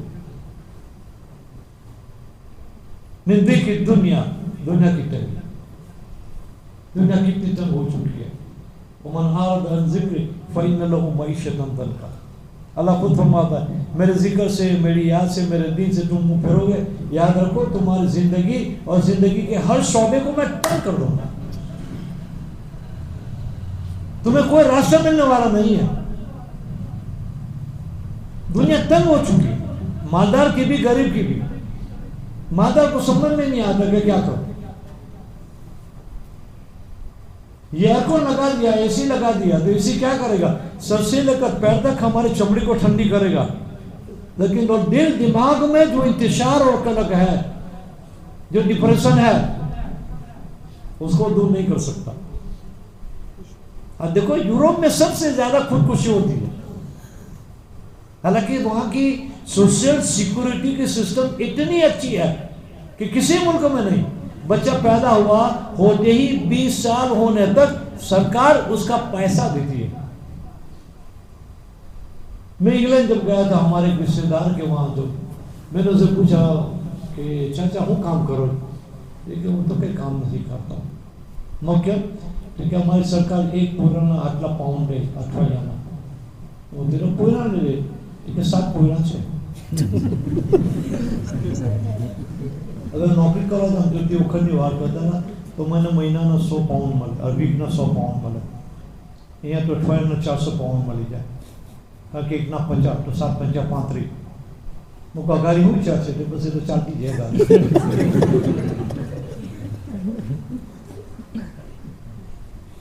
સરકાર પાક એજ્યુકેશન, મેડિકેશન, પોલિસી. میں آسٹریلیا گیا تو وہاں جا کر میں نے دیکھا بچہ پیدا ہوتے ہی $5,000 اس کے اکاؤنٹ میں جمع ہو جاتا ہے. 5,000. اللہ کا شکر ہے مسلمان کی بستی بڑھ رہی ہے, گھوڑوں کی ہمت ہی نہیں ہوتی. جتنوں کو میں ملا اور پوچھا میں کتنے بچے کہ شادی نہیں کی ہے, لیو ان ریلیشن, کانٹریکٹ پر شادیاں ہوتی ہیں. وہ شادی بھی نہیں, 1 سال 2 سال کا کانٹریکٹ, اچھا لگا اس کو یا اس کو تو کانٹریکٹ ریلیو ہوگا. جیسے کوئی مولوی کام کرتا ہے کانٹریکٹ, اگر لڑکی کو پسند نہیں آیا تو وہ کانٹریکٹ رد کرے گی, یا اس کو پسند نہیں آیا وہ کانٹریکٹ رد کرے گا, اور پسند آ گیا تو 2 سال اور پھر بچے بھی نہیں آنے دیتے. ایک تو شادی نہیں کرتے, بچے نہیں آنے دیتے, اور پھر کہتے ہیں میاں بھائی کے بچے کو دیکھو پورے محلے میں ٹیم تیار ہو گئی ہے. ارے بھائی ہمارا قصور نہیں ہے, تمہیں کس نے روکا ہے؟ واجپئی کی شادی ہوتی تو ہمیں کو حرج تھی, چائے والا رسول کو چھوڑ کے بھاگ گیا، اس میں ہمارا قصور کہاں ہے؟ موہن بھاگوت کی شادی نہیں ہوئی اور وہ کہتا ہے کم از کم 3 بچے ہونا چاہیے. اب ان کی آنکھیں کھلی کہ 3 بچے ہونا چاہیے. ہم نے کہا اچھی بات ہے، تو کم از کم کی تو بات کرتے ہو. یہ بس میاں بھائی کو تو بول کے دیکھو، وہ کہے گا کہ تو 3 کی بات کرتا ہے، 6 تو آلریڈی ہے. تو اللہ کا شکر کہ اتنا نیریٹو تو ہمارے پاس ہے کہ اللہ دینے والا، اللہ کھلانے والا. یہ ایمان کی برکت ہے. باقی اگر دین نہ ہوتا، ایمان نہ ہوتا، تو اس قسم کے جو لوگ ہیں وہ بھی ایسی ہی باتیں کرتے. من دیکھ دنیا الی ساعۃ الآخرہ، دنیا کی ہر چیز میں تنگی ہے، تنگ ہے. چیلنج قبول کرنے کی کسی مذہب میں طاقت ہے. اللہ نے اسلام ایسا دین دیا، ہر دور میں، ہر زمانے میں، ہر ملک میں، ہر قوم میں جو بھی سوال پیدا ہوگا یا جو بھی چیلنج آئے گا، اس چیلنج سے نمٹنے کی طاقت اللہ نے اسلام میں. حضرت سلمان فارسی فرماتے ہیں کہ میں ایرانی الاصل ہوں، اور ایران میں اس زمانے میں آگ کی پوجا کرتے تھے. فارسی، اس کو عربی میں مجوسی کہتے ہیں. ایک مطلب آگ کو ہاتھ لگایا تو ہاتھ جل گئے. تو ان کے ماں باپ نے پوچھا بھائی کیا بات ہے؟ کہا اماں یہ آگ دنیا کی آگ سے مجھے بچا نہیں سکتی، جہنم کی آگ سے مجھے کیسے بچائے؟ میں اس کی عبادت کیسے کروں؟ جو چیز اس میں ڈالو جلا دیتی، اناج کو ڈالو جلا دیا، کپڑے کو ڈالو جلا دیا، ہاتھ ڈالو ہاتھ کو جلا دیا. تو ایسا خدا تو ہو ہی نہیں سکتا جو جلا دے. خدا کوئی اور ہے. جاگیردار تھے، بڑی بڑی زمینوں کے مالک. دل کے اندر میں یہ دائیا پیدا ہوا کہ میرا رب کون ہے. ملک شام آئے، اس وقت کرسچینٹی کی کچھ عربوں کو بھی باقی تھی. ابراہیم سے ملے تو اس نے اسلام کا تعارف کرایا، اللہ کا تعارف کرایا، وہ کرسچن ہو گئے. اس زمانے کا صحیح مذہب. اس کا مرنے کا وقت آیا تو اس نے کہا فلانی جگہ جاؤ، وہاں نیک ہے، دیندار ہے، اور صحیح معنی میں وہ نصارہ ہے. وہ وہاں پر آئے، وہاں ان کی خدمت میں رہے. پھر کہا میرا وقت آ گیا مرنے کا. تیسرے کا پاس بھیجا، وہاں ان کی خدمت میں رہے اور کرسچینٹی کو پریکٹس کیا. اب اس کا مرنے کا جب وقت آیا تو اس نے کہا سلمان آج دنیا میں کہیں بھی صحیح مسیحی مذہب نہیں رہا، کرپٹ ہو چکا ہے، ٹیمپر ہو چکا ہے، بائبل کو بدل دیا گیا. اور یہ جو زمانہ ہے، یہ جو وقت ہے، نبی آخر زمان قیامت کا زمانہ ہے، وہ پیدا ہو گئے ہوں گے. اور کسی کو اپنا ہاتھ مت دینا. پوچھا اس کی علامت کیا ہے؟ کہ مکہ میں پیدا ہوں گے، مدینہ میں ہجرت ہوگی، اور بھی علامتیں بتا. تو کہا کہ حضرت میں کیا کروں؟ کہا میرے مرنے کے بعد مجھے دفن کر کے اب چلے جانا، اب کہیں پر کوئی سی کو اپنا ہاتھ مت دینا. حضرت سلمان فرماتے ہیں میں وہاں سے نکلا، راستے میں قافلے کو لوٹ لیا اور غلام بنا کر بیچ دیا. تو اس نے دوسرے کو بھیجا، دوسرے نے تیسرے کو بھیجا، تیسرے نے چوتھے کو بھیجا. رواج میں آئے کہ 10 مرتبہ غلام بنا کر ان کو بیچے گئے. ایک جاگیردار کا بیٹا غلام بنا کر بیچا جاتا. طلب تھی، اگرچہ حالات آئے، مجبوریاں آئی، پریشانیاں آئی، لیکن ایک طلب تھی. اس طلب کو اللہ نے کیسے پورا کیا؟ اس پیاس کو اللہ نے کیسے بجھایا؟ آخری مالک جس نے خریدا وہ مدینہ کا تھا اور یہودی تھا. اس نے کام کیا کہ میرے باغ کے اندر میں جو کھجوری کے جار ہیں اس کو لک آفتر کرنا ہے، اس کی دیکھ بھال کرنا ہے، اور جو سبزی بھاجی بنے اس کو بیچنا ہے. بس یہیں سے نکلنا ہے. گراہک آتے ہیں، دیتے ہیں، وہاں کام کرتے ہیں. حضرت سلمان فرماتے ہیں ایک دن میں کھجوری کے جھاڑ کے اوپر چڑھا تھا درخت پر، اور مدینہ سے ایک یہودی آیا. تو میرے مالک نے اس سے پوچھا کہ بھائی کوئی نوازنی ہے؟ کہا کہ ہے. پوچھا کیا ہے؟ کہا ایک آدمی مکہ سے آیا اور کہتا ہے وہ اللہ کا آخری نبی ہے. سلمان کہتے ہیں میری قسمت کھل گئی، کیونکہ جس کا مجھے انتظار تھا وہ تو آ گیا اور مدینہ میں آ گیا، مکہ بھی جانے کی ضرورت نہیں رہی. کہا میں نے اترنے کا بھی انتظار نہیں کیا، میں اوپر سے کھلا. یہ دین کی طرح اوپر سے میں کھلا اور دونوں سیٹوں کے بیچ میں آ کر گرا. مالک نے پوچھا کیا بات ہے؟ کہا کہ میں اس سے پوچھا ہوں کہ وہ جو آخری نبی آئے وہ کہاں ہے؟ میرے مالک نے تماشا مارا کہ تیری یہ جرت، ہم تو سیل بات کر رہے ہیں، ہم تو باس بات کر رہے ہیں، ہمارے بیچ میں تو اوپر آ، چل جا تیرا کام کر۔ اب میں کچھ نہیں بولا۔ جب شام ہوئی اور باس چلا گیا تو میں نے سوچا کہ مجھے جانا اس نبی کو ملنا۔ ٹائم نکال کر مسجد نبی میں تشریف لا، آ کر پوچھا من منکم محمد، تم میں محمد کون ہے صلی اللہ علیہ وسلم۔ اللہ کے رسول بڑی سادگی سے رہتے تھے۔ بعض مرتبہ لوگوں کو پوچھنا پڑتا تھا کہ تمہارا رسول کون ہے، تمہارا خلیفہ کون ہے، تمہارا امیر کون ہے۔ سوف نہیں ہوتا تھا، 10 لاکھ کا سوٹ، 2 لاکھ کی گھڑی، 2 لاکھ کا چشمہ، 2 لاکھ کی فاؤنٹن پین اور 700 کروڑ کا جہاز، اور پھر بھی کہتا ہے میں فقیر ہوں۔ کتنا اچھا فقیر ہے اس ملک کا۔ میں تو حیران رہ جاتا ہوں، ایسا فقیر تو جس کا مالدار کیسا ہوگا۔ جس دن میں جن ایام میں امریکہ میں تھا تو وہ آیا ہوا تھا اور سب کو بات کر کے کہتا ہے کہ میں نے تمہارا 29 سارے اسٹیٹ کا دورہ کیا، اور وہ بھی فقیر کی زمانہ میں جو وہ بھیک مانگتا تھا۔ 35 سال میں نے بھیک مانگ کے کھایا۔ کہاں بھیک مانگ، کوسم میں تو نہیں آیا، کون میں آیا وہ تو بتا۔ اب جو آدمی 35 سال تک بھیک مانگتا رہا اور BA MA بھی کیا اور امریکہ بھی گیا اور 29 اسٹیٹ کے اندر میں وہ گھوما، بس سمجھ سے باہر ہے۔ لیکن ایسے بھی لوگ ہیں، ہاں ہاں مودی مودی مودی، چلو ٹھیک ہے، کہاں تک چلے گا اس میں؟ سام دام دند پھیر، اس کی بنیاد پر اس قوم نہیں اٹھایا، اس امت کو دین پر اٹھایا، ایمان پر اٹھایا، تقویٰ پر اٹھایا، اللہ کی ذات سے یقین پر اٹھایا۔ ان نیریٹیو سے آپ امپریس نہ ہو، مروب نہ ہو۔ سلمان کہتے ہیں میں آیا وقت نکال کر، ہمارے لیے کوئی چیلنج نہیں ہے، ہر چیلنج کا جواب دینے کی طاقت اللہ نے امت میں رکھی ہے، ہر سوال کا جواب ہے، ہر پرابلم کا سولوشن ہے، way out of each and everything in Islam. تو ہمیں کیا حرج ہے، ہمارے پاس تو سب کچھ ہے۔ من دیکھ دنیا اعلیٰ ساتھ الآخرہ، دنیا کی تنگی سے تو ہم نے نکالا ہے، تنگی ان کے پاس ہے، وسعت ہمارے پاس ہے۔ سلمان کہتے ہیں میں آیا، میں نے پوچھا اللہ کے رسول کون ہے، محمد کون، بتا کہ وہ بیٹھا ہے۔ میں گیا اور میں نے ایک پارسل دیا، میں نے ایک پریکا دیا۔ اللہ کے رسول نے پوچھا یہ کیا ہے، کیونکہ وہ علامت بتائی تھی، یہ کیا ہے؟ حضرت سلمان نے فرمایا یہ صدقہ۔ حضور نے فرمایا ہمارے پر اور ہمارے حال پر زکوٰۃ اور صدقہ حرام ہے، ہم زکوٰۃ نہیں لیتے، ہم صدقہ نہیں لیتے۔ ایک نشانی جو بتائی تھی، ٹک پاس۔ دوسرا پریکا دیا، پوچھا یہ کیا ہے، کہا یہ ہدیہ ہے، اب نے قبول فرمایا۔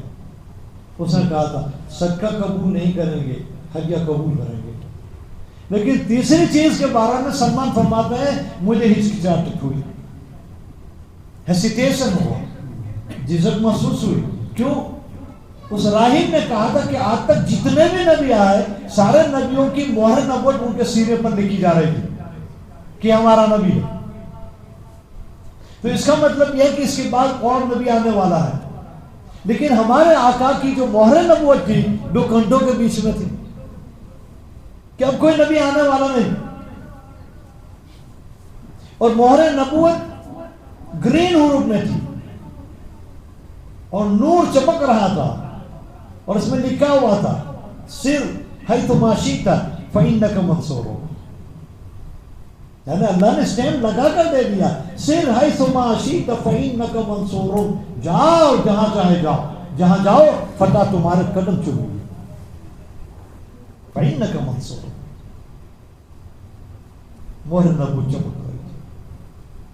حضرت سلمان فارسی فرماتے ہیں میں ہچکچاہٹ میں پڑ گیا، مجھے یہ ہونے لگا کہ میں کیسے کہوں کہ مہر نبوت دیکھو۔ اللہ جل شانہ نے اللہ کے اپنے نبی کے دل میں بات لگائی کہ 2 علامتیں تو بات ظاہر ہو گئی، اب تیسری علامتیں دیکھنا چاہتا ہے اللہ کے رسول نے اپنا دامن مبارک کی اونچ کا فرمایا کہ سلمان دیکھ لو مہر نبوت.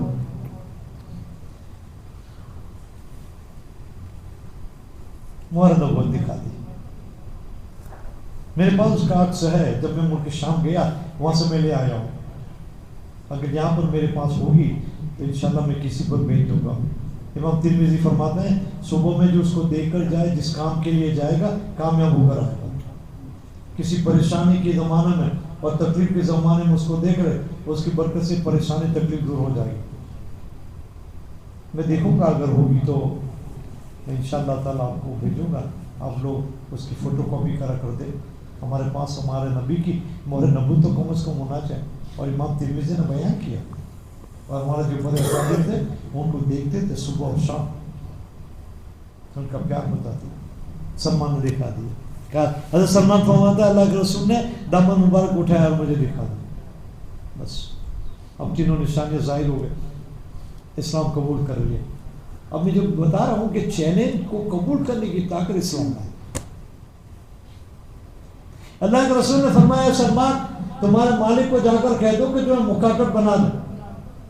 مکاتب کس کو کہتے ہیں کہ ایک آدمی غلام ہے، وہ اپنے مالک سے کہے کہ وہ مجھے آزاد کر دو، مجھے فری کر دو، اس کے بدلے میں جو چاہے وہ لے لو، جو قیمت لگاؤ میں دینے کو تیار ہوں. تو سلمان کا ٹھیک ہے. آپ صلی اللہ علیہ وسلم نے فرمایا اس حال میں تم دین کی تعلیم نہیں لے سکو گے، تم کیسے آؤ گے میری خدمت میں؟ آزاد ہو جاؤ اور مکاتب بن جاؤ. کہا ٹھیک ہے یا رسول اللہ. آئے اور اپنے مالک سے کہا مجھے مکاتب بنا دو. کہا ٹھیک ہے میں مکاتب کروں گا. پوچھا کیا شرط ہے؟ کہا شرط یہ ہے کہ 300 کھجوری کے درخت یہاں بونا پڑے گا میرے فارم میں، اور جب یہ تمام کے تمام ایک ساتھ پھل دینے لگے تب تم آزاد ہو. کہنے کا مطلب کیسا تو نہیں ہو سکتا، پہلے کھجوری کے درخت کو بڑا ہونے میں کتنے سال لگ جاتا ہے، اور بڑا ہونے کے بعد یقینی کہ سب پر ایک ہی سال میں پھلا ہے. آپ ربی آمبا والی ہوتی تو کہ بڑا آمبا نہیں آتا ہے، اندر بڑے نہیں آتا ہے، اموک آوے اموک نہیں آوے. کھجوری میں بھی ایسا. سلمان 2 بار آئے، فرمایا یا رسول اللہ اس نے مکاتب تو بنایا لیکن یہ شرط ہے، اب میں کیا کروں؟ اس نے فرمایا کوئی فکر نہیں، کل ہم آ رہے ہیں، اس کو کہہ دو کر آئیں گے. سلمان کہتے میں سوچتا ہوں کہ یا اللہ 300 کھجوری کے درخت اور ایک ساتھ بڑے ہو جائے اور ایک ساتھ سب کے سب پھل دینے لگے، اور یہ چیلنج یہ اللہ کا نبی قبول کر رہا ہے. بات کیا ہے؟ لیکن یقین تھا کہ اللہ کے نبی ہے، جو کہتے ہیں اللہ سچ کر کے دکھاتا. صحابہ کا یہ یقین بن چکا تھا میرا نبی جو کہتا ہے وہ ہو کر رہے گا. ایک عورت کا جوان بیٹے کا انتقال ہو گیا، عورت آئی یا رسول اللہ میرے بیٹے کا انتقال ہو گیا. اللہ کے رسول نے فرمایا میں دیکھتا ہوں تیرا بیٹا جنت میں، اگر تو چاہے میں اللہ سے دعا کروں اللہ جنت کھول دے اور تو اپنے آنکھوں سے دیکھ لے. آپ بتاؤ کہ اتنی بڑی آفر ہو رہی ہے، ہم اور آپ ہوتے رہے کہتے یا رسول اللہ دکھا دو جنت تو دیکھ لیں گے. عورت کو اللہ کے رسول فرما رہے ہیں اگر تو چاہے جنت میں دکھا دوں، اللہ جنت کھول دے اور تو آنکھوں سے دیکھے اور تیرے بیٹے کو بھی دیکھے کہ جنت میں وہ کیا مزاق کر رہا ہے. اس نے کہا یا رسول اللہ اس کی ضرورت نہیں ہے. پوچھا کیوں؟ کہا میری آنکھ دیکھنے میں ٹوکا کھا سکتی ہے لیکن یا رسول آپ نے جو کہا وہ غلط نہیں ہو سکتا. میرے بھائی اور میری ماں بہنوں، یہ میرے نبی نے نیریٹو سیٹ کیا کہ میرے نبی نے جو کہا بس بات ختم. تم برباد نہیں ہوں گے جب تک قرآن اور حدیث پر تمہارا عمل ہوگا. تمہیں کوئی گمراہ نہیں کر سکتا. میں خدا کی قسم کھا کر کہتا ہوں ہمارے نبی نے فرمایا کہ جب تک اس سرزمین پر ایک بھی اللہ کہنے والا باقی رہے گا قیامت نہیں آئے گی، دنیا کا نظام چلے گا. اب آپ خود سوچو کہ ہمارے وجود پر امریکہ کا وجود، ہمارے وجود پر یورپ کا وجود، ہمارے وجود پر رشیا کا وجود، ہمارے وجود پر افریقہ اور آسٹریلیا کا وجود، ہمارے وجود پر ہندوستان کا وجود، ہم ہیں تو دنیا ہے. جس دن ہم نہیں ہوں گے زمین اور آسمان کا نظام اللہ توڑ پھوڑ کے فنا کر دے گا. ایک اللہ کہنے والا بھی باقی ہوگا. آج تو لاکھوں کروڑوں بچے ہمارے ایسے ہیں جن کے سینے میں قرآن ہے.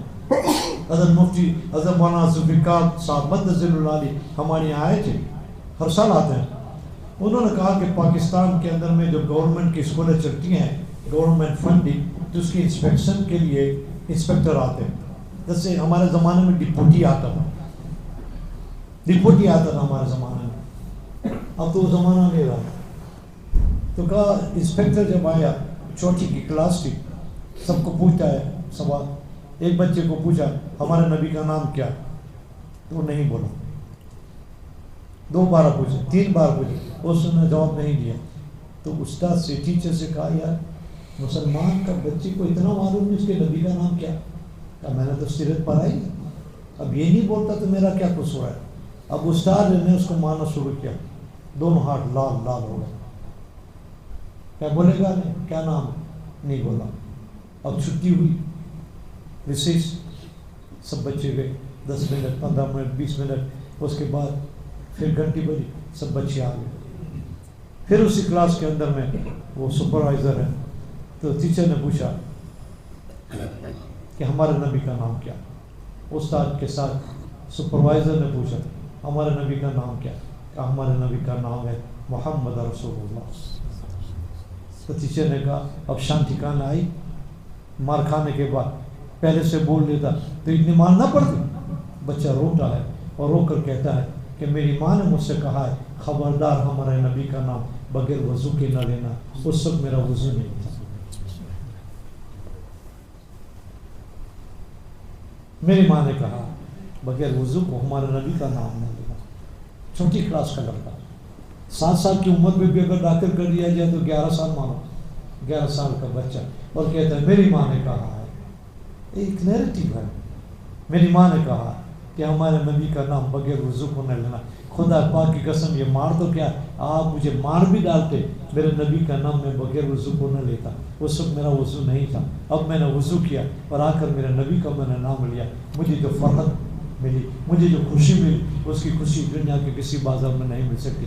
مولانا ذوالفقار رونے لگے اور رو کر کہنے لگا میں خدا کی قسم کھا کر کہتا ہوں کہ یا اللہ اس دنیا میں آج تیرے ماننے والے ہمارے لاکھوں کروڑ بچے ایسے ہیں کہ جان دے دیتے ہیں لیکن تیرے نبی کا نام بغیر وضو کے نہیں لیتے. یہ عمر ختم نہیں ہو سکتی، یہ عمر ختم نہیں ہو سکتی. یہ روحانی دین ہے، یہ روحانی امت ہے. اس کی ذمہ داری اللہ اس کے رسول میں دی ہے. وہ لوگ کیا سمجھتے ہیں؟ ہمارا نیریٹیو غلط ہے. ان کے نیریٹیو کو اپنا نیریٹیو نہ بناؤ. ہمارا نیریٹیو وہ ہے جو اللہ کے رسول نے دیا. سلمان کہتے ہیں میرے نبی نے کہا کل ہم آ رہے ہیں، بس بات ختم ہو گئی. اس عورت نے کیا کہا یا رسول اللہ میری آنکھ غلط دیکھ سکتی ہے، میری آنکھ جھوٹی ہو سکتی ہے، آپ کی زبان سے جو نکلا وہ غلط نہیں ہو سکتا. مجھے میری آنکھوں سے زیادہ آپ کی زبان پر یقین ہے کہ میرے نبی نے جو کہا 100%، کوئی شک نہیں اور کوئی ڈاؤٹ نہیں. سلمان کہتے ٹھیک ہے. اپنے مالک سے کہا کہ کل میرے آقا آ رہے ہیں. اللہ کے رسول آئے، 300 درخت اپنے ہاتھ سے بوئے. سلمان کہتے ہیں سال ختم ہوا، سارے کے سارے درخت بڑے ہو گئے اور سب پر پھل آئے. میں نے اللہ کے رسول کو خبر دی یا رسول اللہ درخت بن چکے ہیں، پھل آ چکے ہیں، ایک ہی سال. یہ ہمارا نبی کا معجزہ ہے. اللہ کے رسول آئے، ابو بکر ہے، عمر ہے، عثمان ہے، علی ہے، پوری جماعت کو لے کر آئے. اللہ کے رسول فرماتے ہیں کہ ایک درخت ابھی چھوٹا رہا، ایک منٹ 300 بڑے ہو گئے، پھل لگ گئے، ایک درخت کے تھے. اللہ کے رسول نے پوچھا یہ درخت کیوں اتنا چھوٹا رہ گیا، یہ کس نے بویا تھا؟ عمر ہنسنے لگے، کہا رسول اللہ یہ درخت میں نے بویا تھا، یہ درخت میں نے بویا تھا. اللہ کے رسول نے پوچھا کہ کیوں، تو نے کیوں یہ درخت بویا؟ بونا تو مجھے تھا. کہا رسول اللہ جب آپ نے اس چیلنج کو قبول کیا کہ ہم آئیں گے درخت بوئیں گے اور اللہ تعالیٰ سب کو ایک ہی سال کے اندر بڑا کر دے گا اور سب پر درخت کے اوپر پھل آئیں گے، تو میں یہ جاننا چاہتا تھا کہ اصل پاور اور اصل حقیقت کس چیز میں، زمین میں یا اللہ کے رسول کے ہاتھ میں؟ اگر زمین میں یہ طاقت ہوتی تو میرا درخت بھی بڑا ہو جاتا، لیکن میرا تو ویسا کا ویسا ہی تھا. اب مجھے یقین ہوگا یا رسول اللہ زمین میں کوئی طاقت نہیں، طاقت ہے تو میرے نبی کے ہاتھ میں. طاقت ہے میرے نبی کے دین میں، طاقت ہے میرے نبی کی بات میں، طاقت ہے میرے نبی کے چیلنج میں، اور طاقت ہے میرے نبی کے وعدے میں.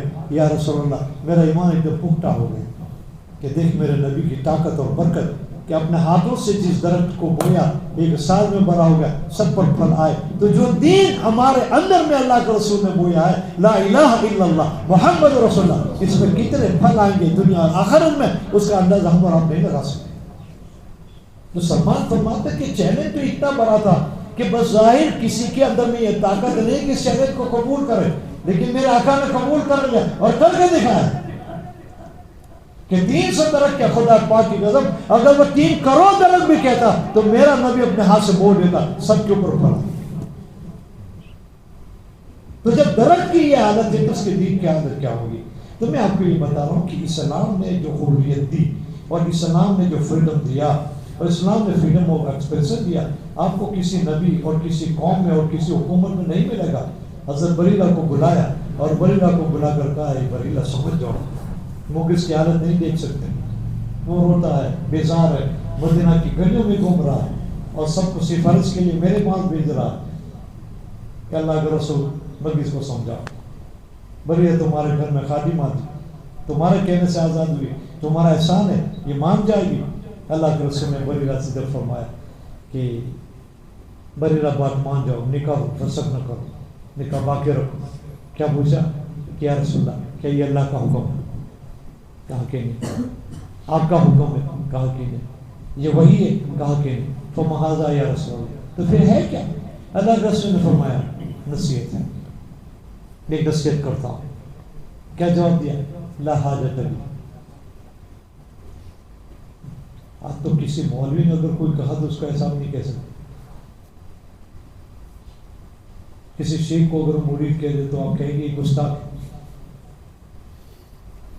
کیا میرے نبی کی شان ہے، کیا ہمارے آقا کی شان. خادم آئے گھر کی، اس گھر میں پلی ہے، کتنے احسان ہے، آزاد کیا، لیکن وہ کہتے اگر یہ وہی نہیں، اللہ اس کے رسول کا حکم نہیں، صرف اگر آپ کی نصیحت لا حاجت لی، یہ حدیث الفاظ ہے. لا حاجت لی اس کا معنی کیا؟ مجھے اس کی ضرورت نہیں، مجھے اس کی ضرورت نہیں ہے. میرا بھی ایموشن ہے، بھاونا کہتے ہیں آپ، میرا بھی ایموشن ہے، میرے بھی جذبات ہے، میری بھی بھاونا ہے. میں اپنی بھاونا کو قربان نہیں کر سکتا. میں بھی چاہتی ہوں میرا شوہر کیسا ہو، ایک آزاد ہو، کیونکہ میں آزاد ہوں. بھاونا کی بھی قدر کے اسلام ہے. ایک صحابی نے آ کر کہا یا رسول اللہ میرا بیٹا صبح سے گم ہو گیا، آپ دعا کر دیجیے. اس نے فرمایا ٹھیک ہے میں دعا کر دیتا ہوں. تھوڑی دیر کے بعد ایک نیا صحابی آیا تو ایک صحابی نے فرمایا کہ اس کے بیٹے کو میں نے فلانی گلی میں بچوں کے ساتھ کھیلتے ہوئے دیکھا. ایسا کہا یا رسول اللہ اجازت دو میں وہاں جاؤں اور جا کر میرے بیٹے کو لے آؤں. آقا نے فرمایا ٹھیک ہے جاؤ، لیکن یاد رکھو کسی پیار محبت کے الفاظ سے نہ پکانا کہ بابو، بچو، بلو، بٹو، میرا لال، میرا گورا، میرا کالا. تو یہ سب گورے ہیں، کالے کو بھی گورا کہتے ہیں، اور جتنے لال گورے ہیں اکثر کو میں نے دیکھا بیچارے کالے. لال گورا کوئی بھی پیار والا محبت والا الفاظ میں بیان. اور جب تمہارا بیٹا تمہارے پاس آ جائے، نہ اس کو سینے سے لگانا ہے، نہ اس کو چومنا ہے، نہ اس کو چاٹنا ہے، انگلی پکڑ کر کھیل رہا. وہ گھر لا کر جتنا پیار کرنا ہے کرنا، وہاں نہیں. صاحب نے پوچھا رسول اللہ کیوں؟ کہ ہو سکتا ہے ان بچوں کے مجموعوں میں کوئی یتیم بچہ بھی ہو. حضور یتیم تھے، ان کو معلوم یتیم کی زندگی کیا ہوتی. ہو سکتا ہے بچوں کے مجموعوں میں کوئی یتیم بچہ ہو، اور یتیم بچہ اس پیار کو دیکھے، محبت کو دیکھے، محبت والے الفاظ کو دیکھے، اور اس کے دل کے اندر میں اس کے جذبات اور اس کی بھاونا کو ٹھیس پہنچے کہ اگر میرا باپ زندہ ہوتا تو وہ بھی اسی طرح میری سوچ میں اور میری سوچ میں نکل جاتا، میری تلاش میں نکل جاتا، اتنے پیار بھرے الفاظ میں مجھے پکارتا، مجھے سینے سے لگاتا، مجھے پیار کرتا. ہمارے نبی نے فرمایا کسی یتیم کے بچے کے سامنے تمہارے بچے کو پیار نہ کرو، کسی بیوہ عورت کے سامنے تمہاری بیوی سے بھی پیار مت کرو، کیونکہ ایک بیوہ عورت کسی کو پیار کرتے ہوئے دیکھتی ہے اس کی بیوی سے، اس کو اس کا شوہر یاد آ جاتا ہے. حضور نے فرمایا باونا کی بھی قدر کرو، کیونکہ کعبۃ اللہ کو اگر توڑ دیا جائے دوبارہ وہ بن جائے گا، لیکن یاد رکھو ایک مومن کا دل اگر ٹوٹ گیا تو خبردار وہ دوبارہ صلح ہونے والا ہو گیا. اور مولانا رومی کہتے ہیں کہ بیت اللہ تجھے حضرت ابراہیم نے بنایا ہے لیکن دل اللہ نے بنایا. تو ٹوٹ جائے گا تو دوبارہ بنے گا، یہ ٹوٹے گا تو دوبارہ نہ بنے گا. تو دلوں کی بھاونا کی بھی قدر کرنی ہے. تو میں نے جو آیت کریمہ پر بھی وَمَكَرُوا وَمَكَرَ اللَّهُ وَاللَّهُ خَيْرُ الْمَاكِرِينَ، حضرت عیسیٰ علیہ السلام کو جب یہودی لوگ مارنے کے لیے گئے تو اللہ تعالیٰ نے حضرت جبریل کو بھیج کر ان کو اوپر اٹھا لیا. اللہ تعالیٰ کہتا ہے انہوں نے تدبیر کی، انہوں نے ایجنڈا بنایا، انہوں نے پلان بنایا، انہوں نے تدبیر بنائی، میں نے بھی تدبیر بنائی اور سب سے بہتر تدبیر بنانے والا ہوں. واللہ خیر الماکرین. یہ تو حضرت عیسیٰ کے لیے تھا تو بات ختم ہو گئی، یہ بات آگے نہیں چلی.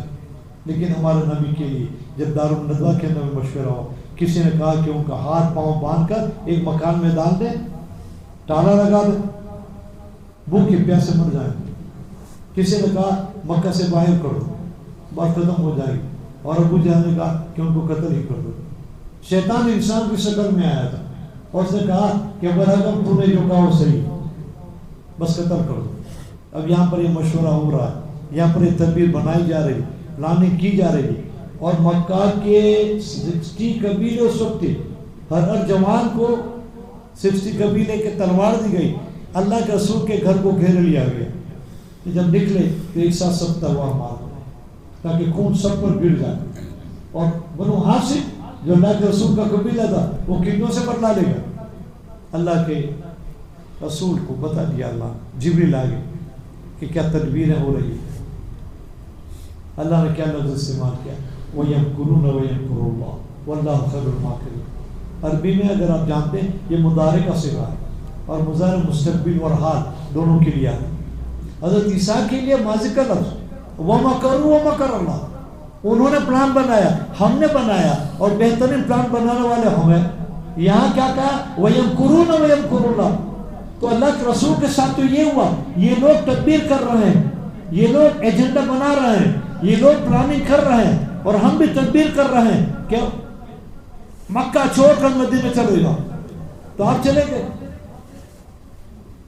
مفتیان کرام، مفسرین حضرات، محدثین حضرات اور محققین حضرات فرماتے ہیں کہ عیسیٰ علیہ السلام کے ساتھ جو معاملہ ہوا وہ اللہ کے رسول اور اس کے امت کے ساتھ نہیں ہوا. یہ مضارع کا صیغہ ہے. حال میں، پریزنٹ میں، ورتمان میں اللہ کے رسول کے ساتھ یہ معاملہ ہوا کہ اللہ کہتا ہے انہوں نے تدبیر کی، کر رہے ہیں، ہم بھی کر رہے ہیں. آگے فرمایا یہ فیوچر کے لیے بھی استعمال ہو رہا کہ میرے پیارے حبیب آپ فکر نہ کرو، جب تک آپ کی امت دنیا میں باقی رہے گی اور غیر ان کے خلاف تدبیریں بنائیں گے، ہم بھی بناتے رہیں گے. وَيَمْكُرُونَ وَيَمْكُرُ اللَّهُ، یہ لوگ بنائیں گے فیوچر میں، ہم بھی بنائیں گے اور ہم سب سے بہتر پلاننگ کرنے والا. جب اللہ پلاننگ کرنے والا تو ہمیں کیا فکر ہے، کس بات کی فکر ہے. مولانا رومی کہتے ہیں کہ ٹیوب کو پانی میں لاؤ ڈوب جائے گی، لوٹی کو پانی میں ڈالو ڈوب جائے گا، لیکن لوٹی کے اوپر کور کر دو اور پانی میں پھینکو، ڈوبے گا نہیں کیونکہ اس میں ہوا آ گئی اور ہوا کی اصلیت کے اوپر کو جانا. ٹیوب میں ہوا بھر دو، کیا ہوگا؟ پانی میں ڈوبے گی. بھائی ٹیوب میں پانی ہوا بھر دو اور پانی میں ڈال دو، ٹیوب ڈوبے گی نہیں. مولا رومی کہتے ہیں سالک لوٹے میں ہوا بھر دی وہ اس کو ڈوبنے نہیں دیتا، اور ٹیوب میں ہوا بھر دی وہ اس کو ڈوبنے نہیں دیتا. اس کو تھامے ہوئے تیرے دل میں اللہ کے رسول کی محبت کو تو بھر دے، تیرے دل میں اللہ کے دین کو بھر دے، اللہ کی ذات سے ہونے کے یقین بھر دے. جب ایک لوٹے کو ہوا نہیں ڈوبنے دیتی اور ایک ہوا ٹیوب کو نہیں ڈوبنے دیتی تو کیا اللہ تجھے ڈوبنے دے گا؟ اب یہ نیریٹیو ہمارے دماغ میں کب سیٹ ہوگا؟ جب اس لائن کی محنت، یہ محنت ضروری ہے، یہ کام محنت سے آتا ہے، یہ چیز قربانیوں سے آتا ہے. اس سے اجتماعات ہوتا ہے، جماعت میں جانا ہوتا ہے. ابھی اپنے علاقے کا اجتماع ہونا رہا ہے تو بھرپور اس میں آئے. اگر وہاں سے جماعت میں آپ نہ بھی جائیں پھر بھی آپ آئیں. ہمیں کیا معلوم کس کی دعا میں ہمارا شمار ہو جائے اور کس کی دعا میں ہماری شرکت ہو جائے. میں 3 دن کے لیے گیا تھا، کھرور میں اجتماع ہوا تھا. پھر 3 دن سے میں نے 10 دن کر دی، 10 دن سے میں نے 40 دن کر دی، 4 مہینے کر دی، پھر میں نے میٹرک چھوڑ دی۔ میٹرک تک میں پڑھا، اور ان کے والد صاحب میرے بہت اچھے دوست تھے، اکریسر سے ہم ساتھ آتے تھے۔ ان کے والد صاحب کی جو سیکنڈ ہینڈ بائسیکل وہ میں نے کری RMI 127 روپئے میں۔ مجھے مرسیڈیز میں وہ مزہ نہیں آئی جتنی وہ میری سائیکل میں مزہ آئی۔ رات کو بھی میں چلاتا رہا، مہار باجی کی کیا ہارو سے ٹھنڈ 127 روپئے میں سائیکل۔ میٹرک پڑھا، میٹرک پاس کیا، چھوٹی چھوڑا، پھر مدرسے میں گیا، مدرسے میں 7 سال نکالے، وہاں سے پھر 1 سال کے لیے نکلا۔ آج جو بھی کچھ ہے اس دعوت و تبلیغ کی برکت سے، اور بزرگوں کی توجہ کی، اور لوگوں کی دعا کی برکت سے۔ باقی میرا بھائی میرے پاس تو کچھ نہیں، جیب میں بھی کچھ نہیں، اللہ پوری دنیا میں گھماتا۔ 1 سال تو 7 جگہ سے رمضان کے پروگرام کے لیے مجھے دعوت ملی تھی، Argentina, Brazil, Venezuela, Panama, Barbados, England, امریکہ، کینیڈا، آسٹریلیا، سب جگہ ہر سال رمضان بولا۔ ہاتھ میں ویٹی بھی نہیں، گلیال بھی نہیں، پین بھی نہیں، کچھ بھی نہیں، گنجو بالکل خالی بٹا اور کو حجہ بھی آتا تھا، الحمدللہ میں اللہ وہاں کو دیتا تھا کہ بھائی اللہ کھلاتا ہے، اللہ پلاتا ہے۔ ایسی ایسی جگہ اللہ لے گیا، دنیا کے سارے کونے دیکھ لیا، پورب کا بھی، پشچم کا بھی، اتر کا بھی، دکشن کا۔ میں نے زمین کا وہ حصہ بھی دیکھا کہ وہاں ساسکاتون سے 3.5 گھنٹے کا راستہ ہے۔ ٹورنٹو سے ہم ساسکاتون ریزینا میں گئے، وہ 3 گھنٹے کی فلائٹ بائی ریزینا، وہاں سے ساسکاتون 4 گھنٹے کا راستہ بائی روڈ۔ رات میں بھی سورج دیکھتا ہے۔ اور پھر ایک جگہ پر بھی مجھے بتایا، وہاں جگہ کو دیکھو، میں نے کہا اس کی خصوصیت کیا ہے کہ اس زمین کا آخری ٹکڑا اور اس کے بعد کوئی زمین نہیں۔ اللہ وہاں بھی لے گئے، زمین کا آخری ٹکڑا بھی لے گئے، زمین کا پہلا ٹکڑا جو فیجی سے آگے آسٹریلیا کے اوپر، وہ بھی دیکھ لیا۔ کیا آپ سوچتے ہو اس کے لیے کتنے پیسے درکار، لیکن وہ مفت میں پھراتے دین کے رزق۔ یہ دین کی برکت ہے، تبلیغ کی برکت، دعوت و تبلیغ کی برکت۔ آج علماء کی بھی جو عزت ہو رہی ہے تبلیغ کی وجہ سے، خانقاہوں میں جو عزت ہو رہی ہے مشائخوں کی، وہ تبلیغ کی وجہ سے۔ ارجنٹینا میں، برازیل میں، وینزویلا میں، لیٹن امریکہ میں کوئی مفتی یا کوئی شیخ نہیں پہنچا تھا، آسٹریلیا میں بھی نہیں پہنچا تھا، امریکہ میں بھی نہیں پہنچا تھا، کینیڈا میں بھی نہیں پہنچا تھا۔ کینیڈا میں یہ تبلیغ بولنے والے پہنچے، وہاں فضا بنی، فضا بننے کے بعد پھر ان لوگوں کی آمد شروع ہوئی کہ علماء کو بلاؤ، رمضان میں تفسیر کریں گے، علماء کو بلاؤ یا خانقاہ چلائیں گے۔ لیکن اصل جو جڑ ہے دعوت و تبلیغ والے، انہوں نے میدان کو قائم کیا۔ اب آدمی میدان کو نہیں دیکھتا ہے، اس گھوڑے کو دیکھتا ہے جو اس میدان میں ریسنگ کرتا ہے۔ ارے یار گھوڑا تو جو کتنا فاسٹ چلتے، ارے گھوڑا پر سوار تو جو ہم چلا، تو وہ یہ نہیں دیکھتا کہ اس گھوڑے کے چلنے کے لیے میدان یہ پوٹلے والوں نے بنایا، جن کو آپ کچھ نہیں سمجھتے۔ یہ راتوں کو اٹھ اٹھ کر روتے ہیں تمہارا عمر نہیں۔ ایک آدمی بھی رونے والا ہوتا ہے امت میں، امت کی حفاظت ہو جاتی ہے۔ یہ رونے والے ہیں، اللہ کو منوانے والے ہیں۔ امام محمد شیبانی سے کسی نے پوچھا، حضرت رات رات بھر آپ جاگتے ہو، اب سوتے نہیں ہو؟ کہا ہم نہیں سوتے ہیں، اس لیے تو آپ چین سے سوتے ہو، جس دن ہم سو جائیں گے تمہاری نیند حرام ہو جائے گی۔ تم آرام سے سوتے ہو، سکون سے سوتے ہو، چین سے سوتے ہو، کیونکہ کوئی رونے والا ہے۔ جس دن ہم سونے والے نہیں ہوں گے اور جس دن ہم رونے والے نہیں ہوں گے، یاد رکھو تمہاری نیند حرام ہو جائے گی۔ آج کیا ہو رہا ہے؟ آج ہماری نیند حرام ہو رہی ہے۔ کتنے لوگ کہتے ہیں موسیٰ ہم نہیں آتی، دعا کرو، کوئی وظیفہ بتاؤ۔ وظیفہ کام نہیں کرے گا، سلیپنگ پلز بھی کام نہیں کرے گی۔ اصل جڑ جو ہے میرے بات دین کی حقیقت اپنے دلوں میں اٹھا دو، اللہ کی ذات سے ہونے کا یقین وہ میرے لیے ہمارے دلوں میں پیدا کر دو۔ اپنی نماز کو قائم رکھو، اپنی ماں بہن گھروں میں نماز کو قائم رکھے، اپنی ماں بہن اپنے چھوٹے بچوں کو نماز کے لیے اٹھائے۔ جب یہ نیرٹیو ہماری زندگی میں آئے گا کہ میں جو اللہ کا ہو جاؤں گا اور اللہ کی طرف رجوع کروں گا، تو انشاءاللہ تعالیٰ میرے مسائل حل ہو جائیں گے۔ اور تو کیا کہوں گا، جو کہنا تھا جو اللہ نے کہلوانا تھا آپ کے سامنے کہلوا دیا۔ اللہ تعالیٰ ان کی توفیق نصیب فرمائے، اور ہمارا حاضر غلام صاحب ان کی صاحبزادی جس کا انتقال ہو گیا تھا، اللہ تعالیٰ ان کو جنت الفردوس نصیب کرے۔ ابھی بھی کچھ لوگ بیمار ہیں، خاص کر کے ہمارا عبدالحمید بھائی بیچارے بیمار چل رہے ہیں۔